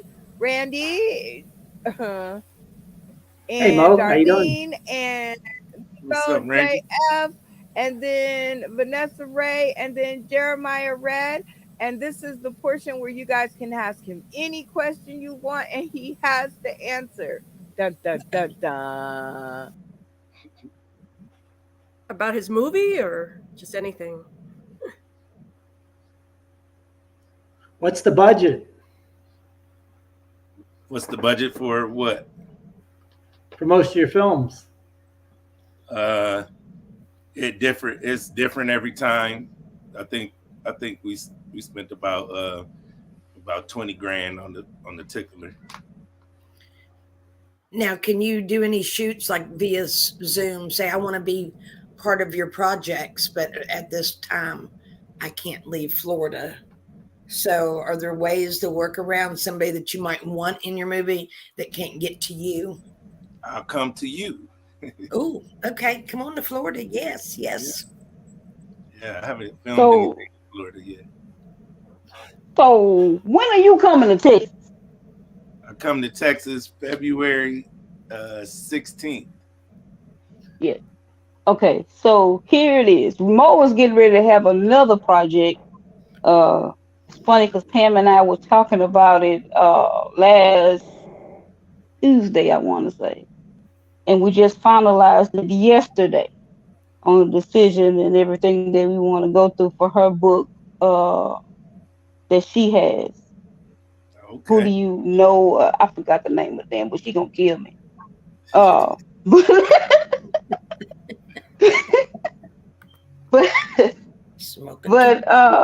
we're gonna get with you anyway after this and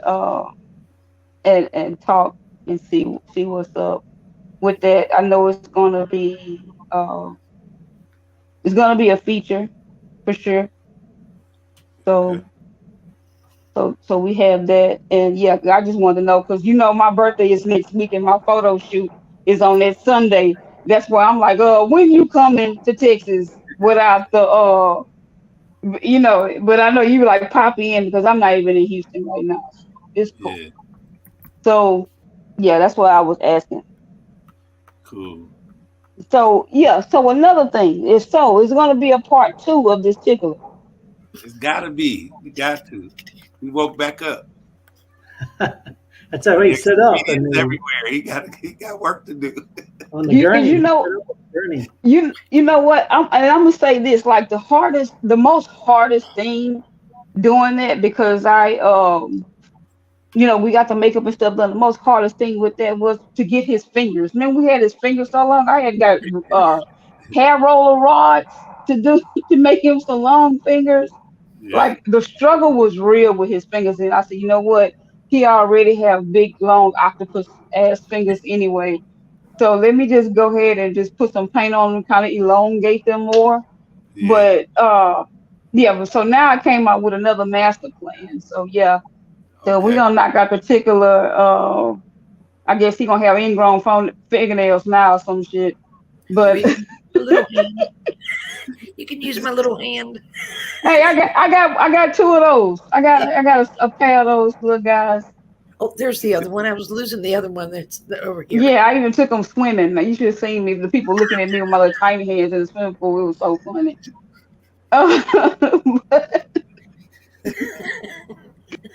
Yeah, but I love my tiny hands. But yeah, that's what I wanted to know, man. So yeah, I'm Pam and I, we're gonna get with you. Okay. Anybody else? Have you done any comedies?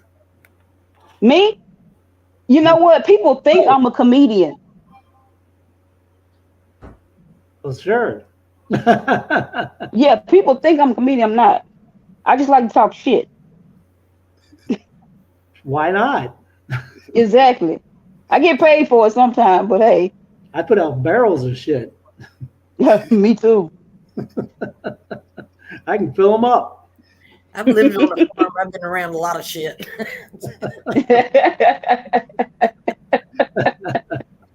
Horse But shit. Mo, have cow you made a shit, comedy, Mo? shit. Yeah, 90% of my movies are comedies. 90%. Yeah. It's okay So by Mo, where me. did you? Oh, Mo, where did you shoot the Tickler movie? I shot 90% of it in Houston and 10% of it in Michigan. Okay. When did you shoot that? 2014. Oh, okay. What part of Michigan? I grew up in Warren before we moved to West Virginia. Grand Rapids, Michigan. Oh, okay. Got family there. Yeah. Good old Michigan. You know what a Buckeye is, don't you? Yeah. It's a hillbilly that ran out of money before they made it to Michigan. Because all our family got up there for, factory workers. My dad was an iron worker.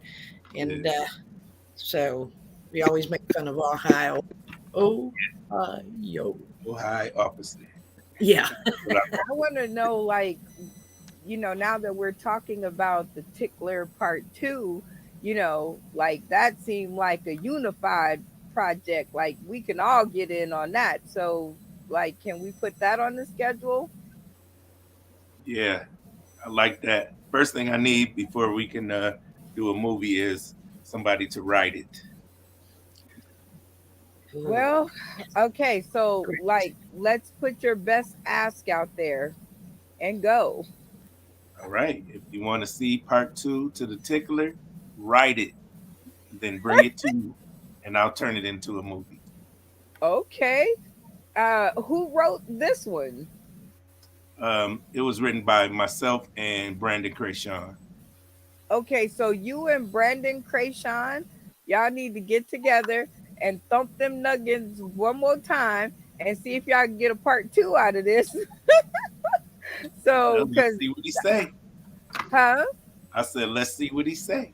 Let's see what he says. I am so down to make a number 2. Now, here's a cool thing. We were filming Randy Holton and a bunch of others of us filming no, it's not similar. I mean, it's similar in theory, but not similar. Called Someone's Always Watching. Now, Vanessa Ray asked a very pertinent question. Can you use Zoom footage in order to, I don't know, produce a movie? Yeah, I think you can. I don't think that's hard to do. Like, because when you edit, you can edit in the Zoom person. So I think it's doable. Ooh, I feel something coming on here. I feel a commingling of spirits and things about online and in person, because everything's pretty much virtual now. And if we did a monologue, right, if everybody did a monologue and you kind of just wove them in there, that would be a way, right? Or I could make it a cartoon and then everybody just send their voiceovers in. Ooh, okay. So you mentioned cartoons. Are you heavy into cartoons these days? Yes, if you even notice at the end of the Tickler, he turned into a cartoon. He did. Okay, so that could be part 2. Turn it into a cartoon, okay, so you know how cartoons turn into real life? That's how they do now. Maybe this could be the reversal. The real life turns into the cartoon, so it jumps cartoon book. That would be good. I'm just saying. Yeah, it's an idea. We left that open at the end to develop something like that, Okay. I am digging the madness. I'm digging the movies, and thank you so much for allowing us to premiere the Tickler horror movie. I got to get the title right. Okay, so in case we don't get another one for next week, I'm going to let you give the people tuning in today, tomorrow, and beyond a little inside track information about what the next one will be. Well, next one, I want to show a documentary. And it's about my rap group. See, like I said before, I did film, I did music, and I was a part of a great rap group called the Nappy Head Assassins. And I would like to have them on the show and show our mini documentary. And and then some of us haven't talked in a long time, so I think it'll be a good time for us to hash out anything that needs to be said to one another. Wow. Okay. Now that sounds juicy. That sounds like I want to be around for that whole idea right there. That sounds like a good time in the city. And plus, I have been checking out low key your portfolio and it's very extensive, sir. So congratulations to sneaking them under the radar and like shooting them out like bullets, like bow, bow, bow, bow, bow. Because content is king, and I think what is the name of the documentary? What is it called? It's called the Nappy Head Assassins documentary. Ooh, the Nappy Head Assassins documentary. That sounds super dope, and I hope they will come and join us.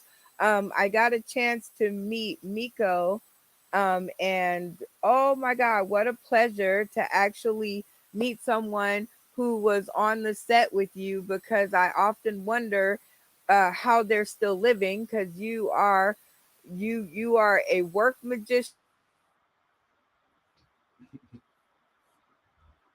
I can wait until Sunday, right? Sunday? Well, you have to tell the people. You broke up. Hello. Oh, sorry. That was me. Okay, now am I back? Yeah. You know, I got to pay my internet bill. Anyway, so next Sunday, we will be doing the Nappy Head Assassins Nappy documentary. Nappy Head Assassins documentary. And I am too excited for that. And with that being said, we have come to the end of another amazing episode, which is episode number 2 of Film School, the podcast. And this one was now showing the Tickler horror film. We had an absolutely amazing time with legendary filmmaker Mo McCoy, who has graciously offered up his catalog to allow us to go through and through and through. And if you guys want your projects on the show, make sure that you comment on the video or you can hit us up direct. And shouts out always to our Roku partners, UBSN TV. Uh, Hopefully, fingers crossed, we'll be airing 24 hours so you can access your Roku device, download the UBSN TV app, and you can hopefully, starting very soon, access Sauce in the City 24/7. So, movies, interviews, talent, entertainment, comedy, hula hooping, shit shoveling, everything. You can find it all here. And hopefully, you guys will tune in with us next week, Sunday at 6 p.m. Pacific Standard Time, when we debut the documentary Of the Nappy Head Assassins. Yay! Because I was like, "Woo, I'm gonna get it wrong. I'm gonna get it wrong." And this has been a live show, and it has been a very exciting show. So, with that being said, we are going to get the beep beep out of here, and you guys can catch us next week. And I'm excited because this was super duper fun. It was like yay fun. I gotta get on screen and show my excitement here. It was like big fun. It was big fun. Number 2 in the hole. I'm feeling pretty cool about it. Nothing broke except for in the beginning, but we'll get that. You know, Betsy is coming along. But if you guys want to see it uninterrupted, you guys can go to Fate and you can go to Tubi. More importantly, go to Tubi, blow it up, light it up. You guys can't see this one again. So for those of you who missed it, oh well. Just tell a friend. Come next week. Out of here, Mo. So I'll catch up with you next week. Signing out. Stay tuned to the